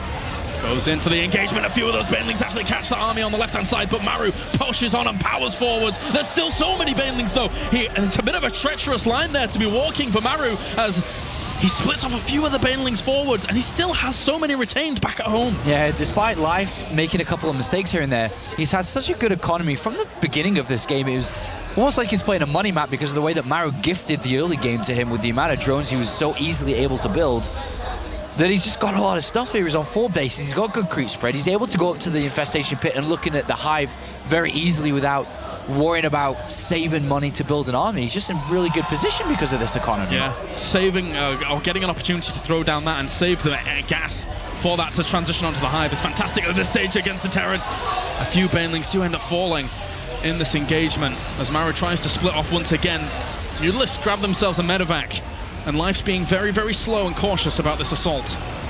So goes in again, banelings on the left-hand side. A lot of those Marines did not split, and they did take big, big damage there against some of those banelings. And on the right-hand side, oh, these Widow Mines might be able to zone out. He's a little bit cautious again about moving forward. Split some of those banelings off as he's trying to chase Maru back further and further. The macro is continuing on, though. A lot of Lings going to reinforce against all of this. Well, he's chasing for the victory here. He's just going all the way back, pushing Maru from the edge of creep all the way to a stern, and is going to continue to hopefully push to get the victory to get his second score. Unless the supply lines are able to hold strong here for Maru, he's not going to have too much of an opportunity to really hold on at all, and he does manage to push it away for now. He needs to just gather his units around these barracks, plant these Widow Mines, and defend like you've never defended before. The banelings are morphing in as well. There's still a lot of Mutalisks harassing this area. Thor pops out, but the Mutalisks aren't clumped up enough for it to be doing ample damage to push it away. SCVs were off the line as well. Lings and banelings continue to power on forwards, and even going to maybe get a few of these SCVs. Got to be very, very careful with that.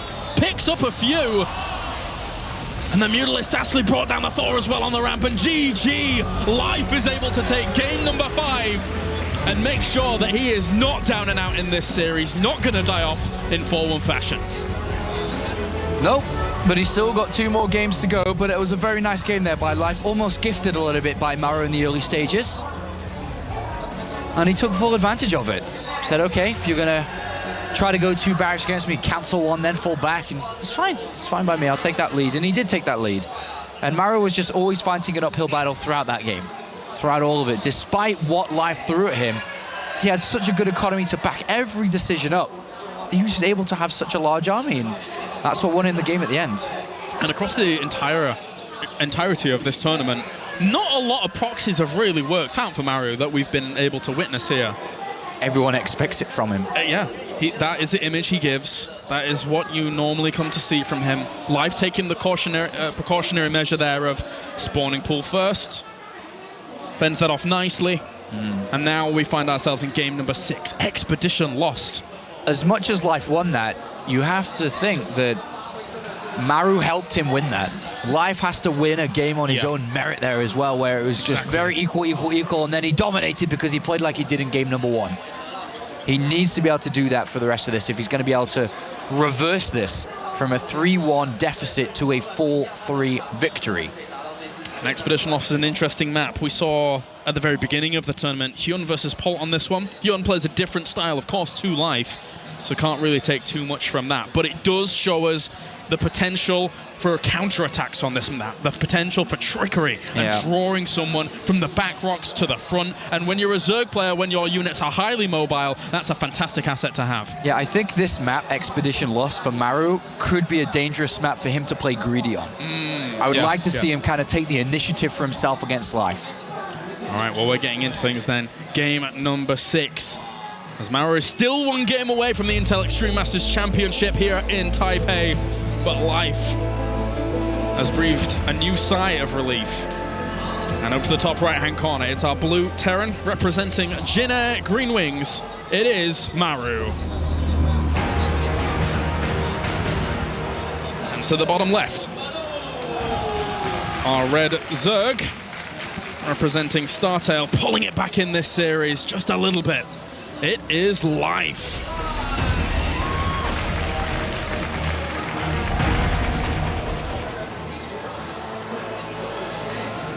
So some of the ways that he could approach playing this is play one of his builds that he's used so often in Pro League, and it is the later gas after the barracks into Marine production, into the Widow Mine Hellion Marine drop that hits pretty early and can surprise a lot of Zergs. I think that's a pretty good build, and on this type of map could work well for him. Life looking for that 2 barracks. Yep. And he's going to go very far out to try and find it. Yeah. Very far. And it is a command center first of all things coming out from Maru. So good economic opener for Maru. Life loses a little bit again because of the image of Maru, because of what he portrays himself as. But he will be going hatchery first as well. Yeah, so with the command center first here, already Life is going to be like, huh, you greedy little boy. And what can he do to punish it? Already hoping to delay the command center a little bit here. And opts to Which he build up is. the barracks. Yeah, he knows it's going to be delayed by the looks of it. And definitely doesn't want to have a hatchery placed down. Yeah. So he's like, okay, I'll delay my command center, that's fine. So that's a small win there for Life with that drone. Yep. Especially considering the deficit, or the little bit of deficit he had to make up from it not mining. So. And also, if there was an early spawning pool or something, he started to build the barracks in case there were. So it was a nice choice as well. But Life saying, all right, you're going to have a super late barracks, it's fine by me. You're looking to play greedy with your command center first. I delayed it, didn't I? And I had to build a barracks. It's fine, I can still get away with this 3 hatchery. Lovely little move there by Life. Maru's going to end up noticing this pretty darn soon after the drone hatch scout, or drone scout even. Is he going to build a Reaper? Ooh. Yes. Yeah. And now does he want to build a bunker? Is the second question. He may do. He's going back in, actually, towards that natural, but the Overlord does see it entering. So going in between mineral line with that SCV, not too much more, and comes back out. No bunker going to be made. All right, so a bit of a slower start after things have been scouted out on both sides. Both know what they're playing against. Yeah. With this faster third hatchery that Life has, he will have a lot of extra production come the mid game. Once the queens start lava injecting into these, because he's got 3 hatcheries set up, he'll have 3 sets of lava injects going much earlier than he would do if it was a normal game here. So we'll see what he decides to do with that extra set of production that he has going his way. Yeah. And it might come down to what he scouts, in all honesty, unless he really dedicates to something blindly, which, when your championship is on the line, do you really want to do that? Probably not, although Life is the kind of guy that can throw caution to the wind and just go for things. 3 queens are about to pop at all of these locations. And this Reaper is being annoying. The space between the natural and the third base for this Reaper is quite nice, just in case drones pop out at one of these locations. The queen's going to have to zone out on its own for a little while whilst Lings catch up. Whoop. That's 1 drone kill. Ooh, nice. Got very close there to dying to the queen. Ooh, oh. Oh well. And that's your map vision gone. His neck. He's gone. Starport's going to go down. Yeah, currently there's no units out. So the Starport could... I mean, we'll see if he's going to try to pick up anything from this. I mean, if he even goes for a medevac in the first place. Lings are heading across as more and more drones pile out here for Life. Knows that he's not going to be threatened by that Reaper. Nice shots from the Hellions to clean that up, the first 2 Lings. And he's trying to hide, but you can't hide from Maru, as he is able to find them and kill them off. All right, medevac it is. But there's only 1 Marine, so it looks like it's going to be a 4 Hellion drop, which could go, you know, all the way around to the main base. And then, of course, with 4 Hellions, he's going to be one-shotting these drones. Could be a nice move if it's able to be pulled off. 3rd command center right behind it, so seems like a small investment here for Maru to squeeze in that starport, then the command center afterwards. Medevac, of course, naturally given there with the starport. And that's why we see 2 creep tumors joining those bases together, because you have to be adamant about doing that on a map like this, between the natural and the 3rd base. If the Terran is able to establish themselves in that area, then you may as well say goodbye to your hopes. So a dart of an attack coming in. 4 Hellions on the left, 2 Hellions on the right. That has been spotted, by the way. And Life is adding on Lings. Queens need to get into position. Hellions on the right. There is a queen there. 2nd queen's going to come and help and reinforce, but 2 drones have already gone down to those Hellions. And here comes the attack in the main base. But the queens are already there as well. He's produced ample amounts of queens to go for this defense. He gets 2 drones, gets a 3rd. Some of these Lings are going to end up holding this back whilst the queens get their good job done, but those drones have to be very careful. They were very stacked up there for a second, but there's not enough firepower to bring down a huge clump like that. Pretty nice, 7 drones, pretty nice. And he did get out with the medevac. These two Hellions on the right-hand side trying to threaten. Life is going to cover those bases by throwing creep all the way down that way as well. The big problem is, as good as 7 drones is, I think more would have been better, obviously. Because with the amount of lava that Life has to play with, he's replenished and actually has already 62 drones. Well, after replenishing. At 9 minutes. Which is pretty sick. Yeah. I guess he just gets away with it after the triple hatch. That's the boon of being very greedy. Well, maybe he can get some more kills. Maybe. Lings are there to delay for a little bit. The Queens are slightly out of position. And drones even get transferred up to the main base as well. You don't want to be doing that with those there. He actually pulls some drones off the line to contest that whilst buying time for the extra Queens to get up there. And these two Hellions, I don't think they're going to get much more done. We've got to be very careful about coming back here. If the control is good, he's going to get even more. 8 workers extra go down during all of this. And he dives into the 3rd base again. They're so far away from under these bases as Maru's trying to draw his attention left and right, left and right. Now that is better. Now that is healthy, as a Terran would say. Because at first it was a little bit, not too comfortable with that. But now he's killed 20. He put Life to 55 workers to 50 SCVs. That is good. Now it's gone back up to 64, but that is good. That is comfortable for Maru. That was a success. Centrifugal hooks on the way to complement this with the layer already finished, of course, and Spire now going down as well. So Life's transitioning on to, again, his normal mid-standard game, but Maru's taking his 3rd base. Yeah. And there's not really too much room here for Life to exploit that just yet, so this is going to go a bit uncontested. Taking a step back for a second, I just have to admire Maru's decisions to go for the starport, to go for the Hellion drop. If he hadn't have done that, it would have been 80 drones versus 40 SCVs. It actually would have been. So the choice that he made to do that was world-class. I love it. I actually think it was a brilliant move and brilliant decision-making to penalize Life, who he knew was going to be greedy, and he did. And he punished. He needed a way. And in the end, we see now that the 4th base is going to go down for Life. But again, on a map like this, look how far all the bases are away. It's worse than Catalina for a Zerg. Yeah. From the 1st base to the 4th base, unless you have good eyes on drops and aggression coming down there like the creep spread is trying to do, but doesn't spot this just yet, you are going to get punished. And Life may try something very similar to what we saw in Secret Spring, where he tries to break in between the 2nd and 3rd. No Spire yet, lots of Lings, and extra hatcheries being built. He's gotten himself in a good position with those Marines to eventually then pick up and get out of there. Oh, sorry, there is a spy. I didn't think the spy was done. Never mind. Excuse me. The spy has completed. All right, so some Mutalisks on the way. So he's got to be, like you said, very careful of drops on the left and pushes on the right. Yep.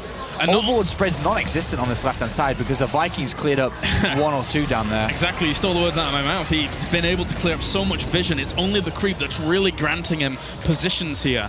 He's got some Lings well prepared in the main base, though, morphing in a few Banelings there. And again, this is the stage of the game where Terran wants to harass and slow you down, and then look to kill you when his 2 upgrades are done. So far, Life hasn't taken that much damage at this stage of the game. He's had pretty much 100% defense rate at the current point. Look at it. He hasn't taken any damage yet. Yeah, doing good. And as that creep wraps around towards that, I would say 5th base up to the top right of where the creep is currently on this map, then that's going to make it all the easier to defend that 4th base down to the bottom right. So Life's doing a good job of maintaining his cool and making sure that he can plan for the later stages of this game when Maru starts to really, really put on the pressure. Yeah, that Baneling was a sad twin Banelings there get blown up. But it's all about keeping units inside the main base and having the majority of your force on the right-hand side. And now Maru's like, oh gosh, I'm not really getting much done here. Starts to focus a lot more, clearing creep, pushing this right side.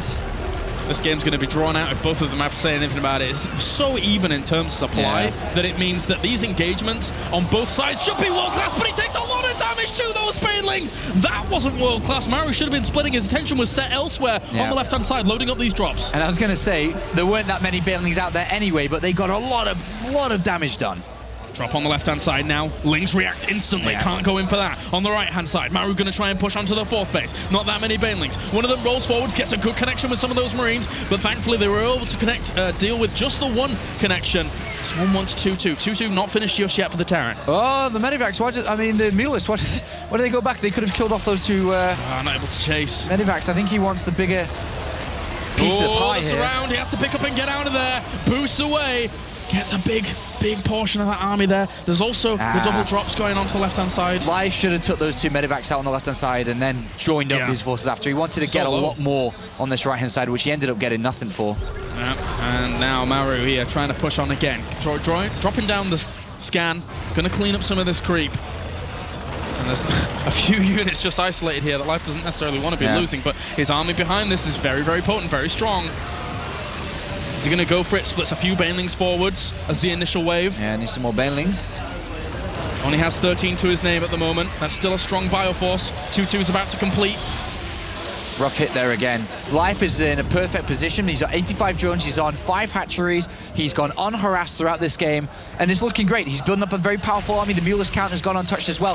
When you could build 30 banelings freely like that, you know you're in good shape. The one thing that is going in Maru's favor is the creep spread on this right-hand side has been pushed back pretty good. And now he does have these double drops on the left-hand side, and the Mulus are on the other side of the map. Whoa, going for the counter, a bold, ambitious move here for Life. Let's see if it's going to work out as the drops on the left-hand side. Static defense gets added on, but he goes straight to the missile turret to bring that away, and a few Marines even going to get evaporated as well under this pressure. This drop might be able to do a bit of damage. On the right-hand side, how much is he going to be able to do, really? A few banelings did actually catch with some of this army, but not too much of it. Maru was able to split nicely. Ooh, loses a few more banelings there as well. So some of these Widowmines still have a charge. Catches a lot of banelings there against this, but has to pull on back. Just too much on the ground. The Mutalisks are doing a lot to the reinforcement lines here, though, of Maru. Yeah, and likewise, Marines inside the main base, too. Catching some of these units as well, but still, Maru can't really, Life can't really shut that down in their main base, but Maru's still taking a bit of damage in these. If he were able to get the engineering base, then good God, that would be amazing, but he doesn't quite have the upgrades on these Mutalisks to kill those off without their army coming back to stop him. Gosh, he's doing a lot of damage to that mineral line there. Yeah, he's got 18 workers across these two bases. Swinging around, and now it's become a defensive game for Maru, who gets caught with his medivacs transferring from one base to another. This is an opportunity here for Life to, well, he's trying to catch these medivacs. He really needs to get out. Another medivac! Oh, Maru. He needs to get out of there, though. Caught between a rock and a hard place in between those two bases. As a Zerg player, when you decide to send your Mutalisks out, is the time where you go, all right, I hope this works, because I know when I move out, drops are moving in. Yeah, and it did work out well for him. And now Maru's had to completely retreat back with all of his forces to manage to clear up the Mutalisks. That has given Life time to regather everything back together, build up a baneling count. Luckily for Life, the drop inside the main base didn't do that much. If that had gotten the Spire, the spawning pool, a hatchery, Life would have been in much worse shape. But if you think about it, of both doing the same type of drop, Life did more damage than Maru did. Maru reels for a second only to go push again here. All the banelings this time flow forwards. It's not wave after wave, it's just one solid push as the Mutalisks trying to do some damage through the middle. Banelings aren't enough to be able to push back all of that bio, and there is a Thor in the mix as well, so those Mutalisks have to be careful. Good fight there by Life. Once again, just going over to what I said earlier, when you play this 85 drone style, lots of heavy economy coming in, you want to make trades like that to wear the Terran down to then rebuild and go in again before he's ready.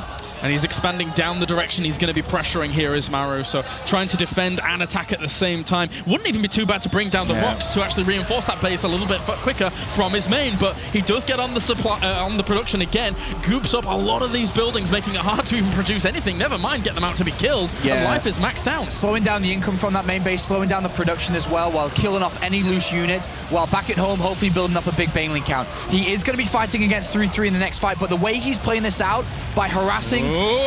Picks up and drops off, but unfortunately he loses a few of those medevacs too. That Thor comes along and fends that off. Yeah, excellent play from Life. He's getting ready for one big push to come out when Maru finally stabilizes, and hopefully he's going to be ready to take that fight. He keeps finding angles. This is beautiful little Mutalisks play by Life to kill off SCV after SCV. This army is not going to get microed. His attention's elsewhere, and all gets obliterated.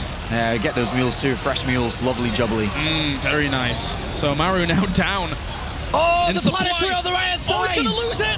Oh, that was a lot of his income actually gone down the drain. 23 workers have fallen during this. Gets the missile turret on the second base. Life at the moment is doing it. If he's able to tie this up 3-3, Maru's going to hold on though. He's still got a little bit of fight left in him. The use of Mutalisks, the use of flying around with them, pulling Maru left and right to then surge straight through to the planetary with the baneling morph with the high income that he has. Excellent move from Life, and that is a potentially it ties up the series. Yeah. It's going to tie up the series, that type of move. That completely hinders the income of Maru. After all the SCVs that have been slaughtered and no mining base, excellent. Maru trying to get back into it, but he's not got any opportunity at all. He's going to lose a lot of banelings on that 4th base as well. 36 workers got to transfer to that location. We missed that, but I was watching it on my monitor, Colaris. There was 36 SCVs that just got transferred over there, and they all blew up to 2 borrowed banelings. Oh my god, and now this is do or die for Maru. He has very little income left unless he's able to break this location of life. He's not going to be able to break him at all. The banelings move forwards. Actually, the Thor's still alive, and he does do a big volley to those mutalisks, but still, reinforcements going to be coming for life. It doesn't matter, Colaris. There is so much Zerg here. He's going to come around to wipe up this army, and life is going to tie this series up. Wow, unbelievable. What a game on Expedition Lost to kill off the rest of the bio.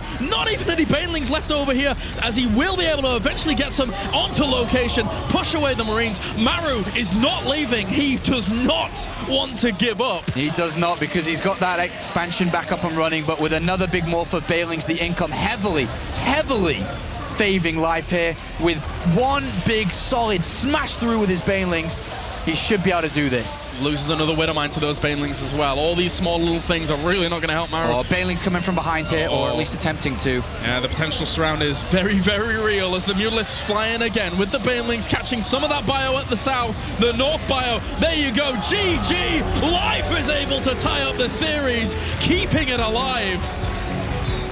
And in the end, we now go to one final game to decide who is going to be the Intel Extreme Masters champion. Unbelievable games we've had here so far. I wished for it a few weeks ago to see a best of 7 between these two players. I got my wish, and so did thousands of fans out there as well. We've got the best of 7 between them, and we've actually gone to map number 7. And it isn't the series that some people wished it would never be. The cheesy 2 barracks, 6 pool, whatever it is type of series. It has been excellent games back and forth between both. We saw Life start the series excellently.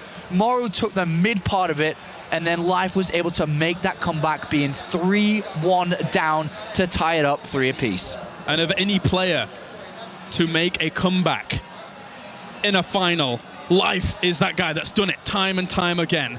We're going to go to a short intermission here before game number 7 gets up and running. Thank you very much, Colaris and Apollo there, not Todd, of course, on the commentary desk. And welcome back to the desk. We've got Susie here, and Maynard and Todd. Are you doing your Apollo or not? No? Yes, no? Okay.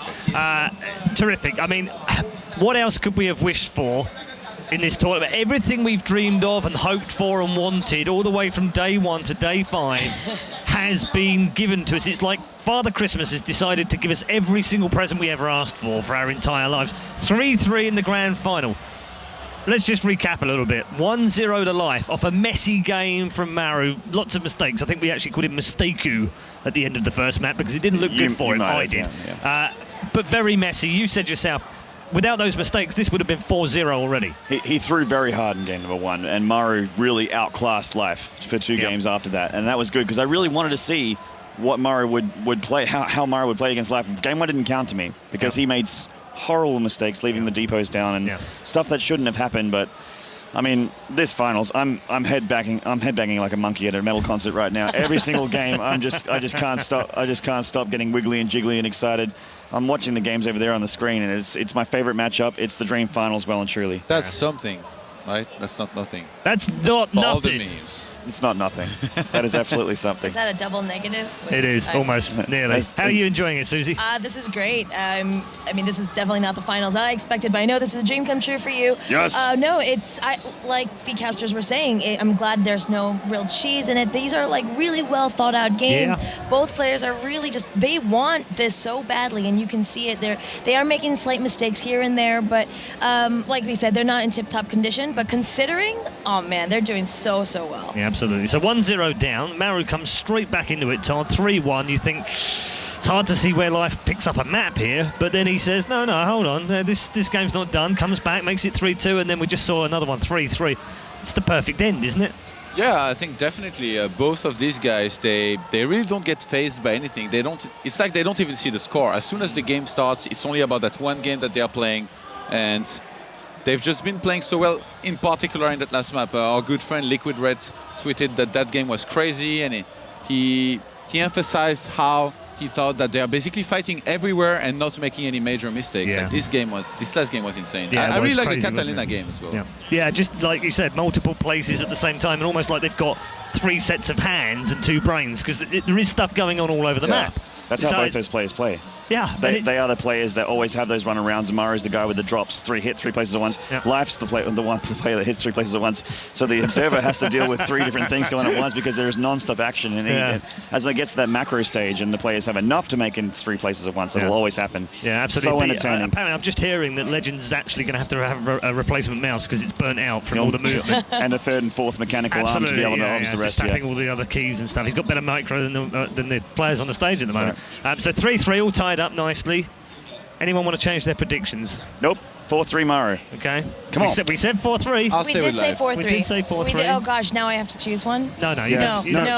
Susie, stay quiet, Do it Susie. now, Susie. No okay? spoilers. No cursing right now. We've done it, so we're all good. Okay, let's leave that there before we do anything bad. It's 3-3 right now. Let's head back to the boys on the commentary desk as we go into our final map of the final game at the Intel Extreme Masters final tournament of Season 9 before the World Championships. Enjoy Map 7 between Maru and Life. He's right, it's the final game here at the Intel Extreme Masters Grand Final in Taipei, and what a map to end it on. We go to Inferno Pools between these two to find out who is going to be our Intel Extreme Masters champion. Inferno Pool, the map that we've seen the least at the Intel Extreme Masters. It's a new map that's been thrown into the ladder rotation for Season 1 of 2015. And we really haven't seen it played that much. It's been vetoed out a lot. We only see it on ladder usually. So the least amount of preparation is going to be on this map from both sides here. There's nothing that's been refined from it. We've only seen 1 series on it this entire weekend, or the last 5 days of StarCraft action, and it was Sean versus Pult. And it was a pretty fun game, but it was a roach type of play. Is Live going to want to embrace that, where he can break in between the 2nd and 3rd? Because the majority of these maps recently that have come into play do have that big opening between the 2nd and 3rd that Zerg can slice through and hopefully win the game from there. But aside from the map, I just have to say that the Intel Extreme Masters this season, in Season 9, has had some of the best StarCraft that, for me, I've ever commentated on from the very get-go of the seasons. We started off the season with Solar versus Tasia. Oh, that series. That was fantastic. In Shenzhen. It was a wonderful series. It was an excellent tournament. We moved on to Toronto, where we saw Flash versus Zest, and according to Team Liquid, Toronto was the best event of 2014. And then we had San Jose, where we saw Hero claim his 3rd title against Reign. And here we are on the 4th and final stop of the Intel Extreme Masters this season. And look at it. We have Maru versus Life in a 7-map grand final. Unbelievable stuff so far. And the World Championship is only a month or so away. Unbelievable. All of those players will be attending that Intel Extreme Masters World Championship as we now get into game number 7. Who is going to be the champion here? Maru or Life? We'll find out right now as we have spawning down to the bottom left-hand corner as our blue Terran representing Jin Air Green Wings. It's Maru.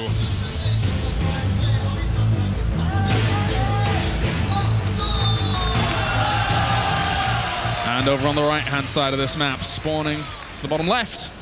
All right, even I should say. As our red Zerg, it is Life.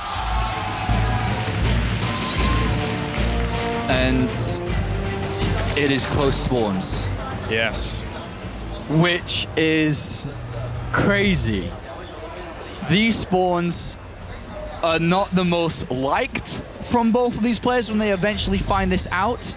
It is very difficult because you are so incredibly close to each other. Just think about for a second as these builds shape up. Live's pocket 3 bases that he has on this right-hand side, if he consumes these and starts to have creep in the middle that is extending towards the split half point of this map, think about where Zerg usually would be. Now think about Maru and his 3rd and how close he's going to be just by sitting with his units in between the bases to how close creep actually is going to be. trying to take a 4th base. What happens if Life gets creative and takes the gold base forward? All types of weird strategies can come out from this. This is going to be a wild one, an absolute wild one. It really is, and there's no excuses in the end. It's just win or lose. You either win and you are the Intel Extreme Masters champion, or you lose and you go home in 2nd place. Right. There's nothing. As now, they do know where each other have spawned, and this is going to dictate a lot of the choices that they make. And I think it's mostly going to change the way that, well, it will change both, but in terms of aggression, will change Life. Is he going to be aggressive against this, knowing that his opponent isn't that far away? Maru is already going to be shaking in his boots, but he has opened up with 3 Reapers.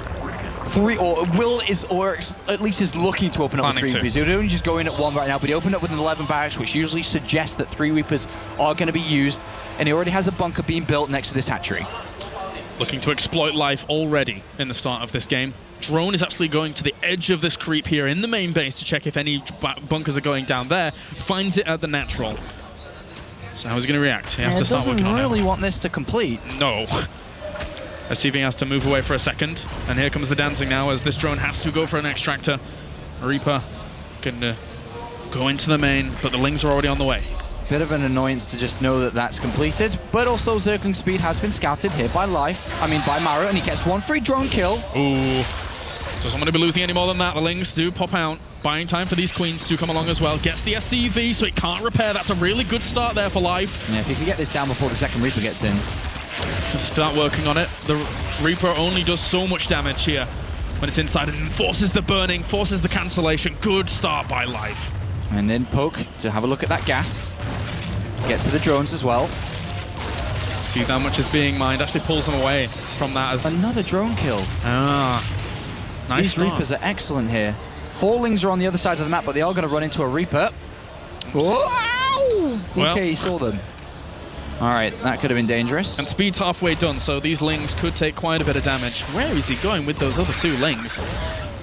Just looking to save them, I suppose, at this point. He really wanted to get over there to the command center to see if maybe he could delay it for a little bit. Yeah, Maru's having a quick look around here. He's got to be very careful because Zergling speed is on its way, and of course, any type of rush could be on its way. Also, he doesn't really know what's going on, but Hellions are on the way. 3rd command center is the choice. Ooh. Coming out here from Maru, despite these positions, despite the aggressive tendencies that we know Life can have. Economic power play coming out of Maru in the final game. Few more Lings get added on just to keep himself nice and sturdy. Leia! Very fast. Whoa. Very fast. So 2 base Leia play could be the choice here. Or 2 base Spire, should I say. One thing to note, as much as we talked a little bit about earlier about how if Life plays aggressive, it can be very frustrating for the Terran, having the creep in the middle of the map and so on.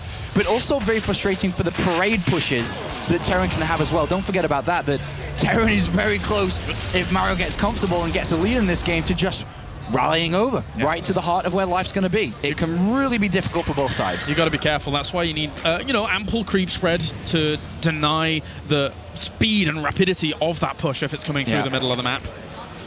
So pretty fast 2 base Leia, cutting out the Bailey Nest, cutting out. If there was Hellbats, Marauders and Hellbats and Marines, Hellbats and SCVs, I don't care, any type of aggressive play like that, Life would have died. Yeah.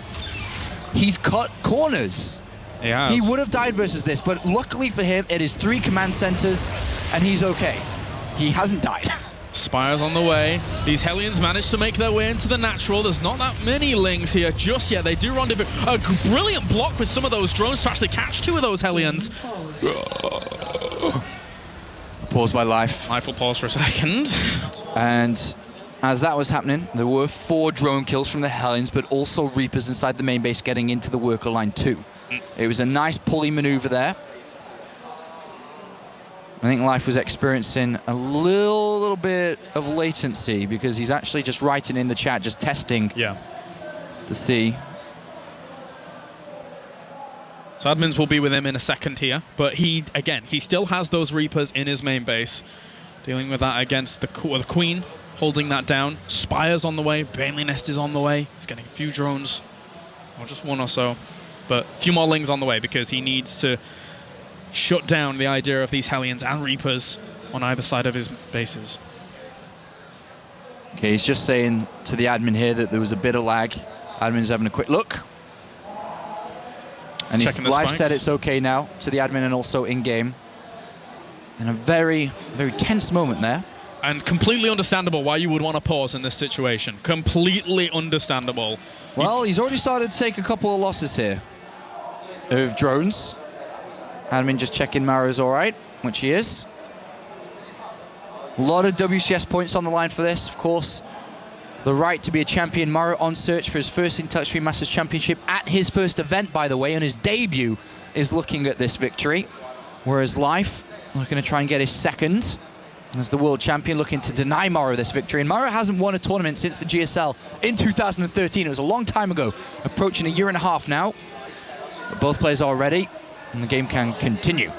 All right, going to try and have to deal with these Reapers. One of them ends up falling on this right-hand side in the main base, and the Hellions have been pushed away as well. So pulls the drones back. 7 have gone down with that, but it's still 37 workers to 30. Well, he lost 3 Reapers and 2 of the 4 Hellions. Not the best. Yeah, for killing off in total this game, 10 drones. That was like an 8. There we go on the screen, sorry. 8 drone kills. Pretty good. 2 not minding going back to work. Yeah. 16 Lings in production, just to fend off the Hellions, no doubt, in the middle. Straight away. Gonna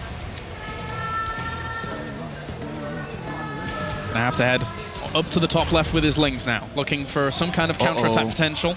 Is he going to morph Banelings with these Lings? Is he looking to run by through like he did in game 1? He's going to have to do something. They can't get...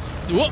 Slips through there. Really wants to get the goods round and actually does. That's not a full wall off. On top of those Marines, this could be a big, big deciding factor here if he's able to do ample damage. There's a lot more Lings being built. Uh-oh. Life smelt weakness. He's going to go for it. It's still open. It's still open. Floods on in. Those Hellions really need to get back here and do something. 11 workers have died already. Life behind this. Still more and more Lings going to pile across. He gets on top of the Hellions. 1 or 2 of them end up dying off. But good micro here so far to try and kill off as many of those Lings as possible. Life has no intentions to take this one long. He's just going for the kill right now.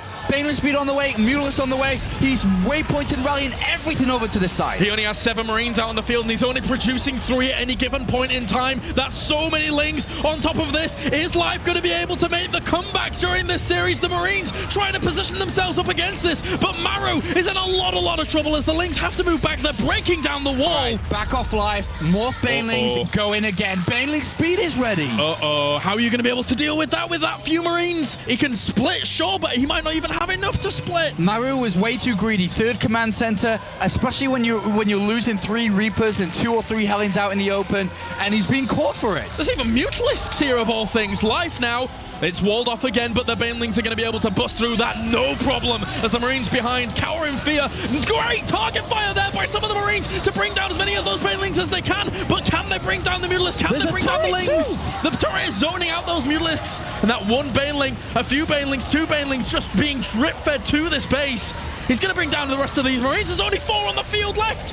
33 supply to 65. Live continues to stream through. Lifts up their supply depots. He needs to somehow rally back, but there's not many worker units left at all for him. Drops the mules, but the Lings are now in the main base. Maru's in a lot of trouble here. Life is broken through. Can do so much more damage with extra Lings pushing forwards here. 2 extra Banelings morphing in. This is going to give him so much security down the ramp and being pushed off your natural. Maru's not going to give up just yet, but he's taken so much. He's walled himself in, and he's going to try and play this from 1 base, but Life is trying to break down the supply depot as the weak point at the south position. He'll break through that, taking the reactor with him, and then break through. Somehow, Maru needs to make a defense. Hellions, mines, medivacs, he needs everything he can get, because this is going to be very difficult. If he does not hold, Life will be a 2-time Touchscreen Master, the 2nd player to achieve that, right behind CJ Hero. Pushing away this natural. The natural is infested. Maru has no option but to try and push down, but even that against this flood of units, not only that, but there's a transition behind this. He was actually making 10 drones whilst all this was going on. He can't claim this. He's even blocking it with Creep. A brilliant little move here by Life. Widow mines. That's all I'm going to say. There's 1 so far. Needs a whole lot more, maybe. The 1 Widow mine can make all the difference. More Banelings morph in. The Marines trying to lure this back. He is baiting it. If he gets a good Widowmine connection onto those Banelings, he could blow up all of them. Maru playing this very cautiously, focusing down some of the Banelings. Some more Banelings end up falling. He needs to load them up with the medevac so that he can get them out of there. Baits it back. Bomber as the Widowmine. Umber at the Widowmine. He's using the command center to also hide the Widowmine notice, even though it's probably not intentional, but he was hiding it. Yeah. He wants the Banelings. He pushes off to the natural. He actually, a lot of those Banelings hit those Hellions at the front and didn't do too much. Maru might be able to break out into the natural. There's a lot of Lings on the way though. Widowmine. Still the Widowmine is there. Actually connects with some Lings, and that's the only Widowmine he had for a little while. There's a lot more units coming over though, and he's wasted all of his units trying to break down because he realized if he doesn't take the natural, he isn't going to be able to mine enough money to keep up with life. Still the flood on forward continues. If that supply depot falls down with those Lings nibbling away at it, then it could be a lights out here. If this base is breached and it's burning down, he really needs to be able to hold on. It was very close to holding on clutch, but it is becoming much more unlikely. Banelings get in top of these the units, and they're going to bring down one or two of them. And also this command center is going to fall as well. Maru. He's scanning the bases. That's usually a sign of him giving up. He's checking his opponent's economy rather than pushing his own. He can't do anything. He can't do anything. There's too many Lings. There's too many Lings for life. His trademark unit is able to be all over this base, killing off SCV after SCV. GG life. An unbelievable recovery in this best of 7. He's been an Intel Extreme Masters champion in the past, but he does it here at the Intel Extreme Masters Taipei.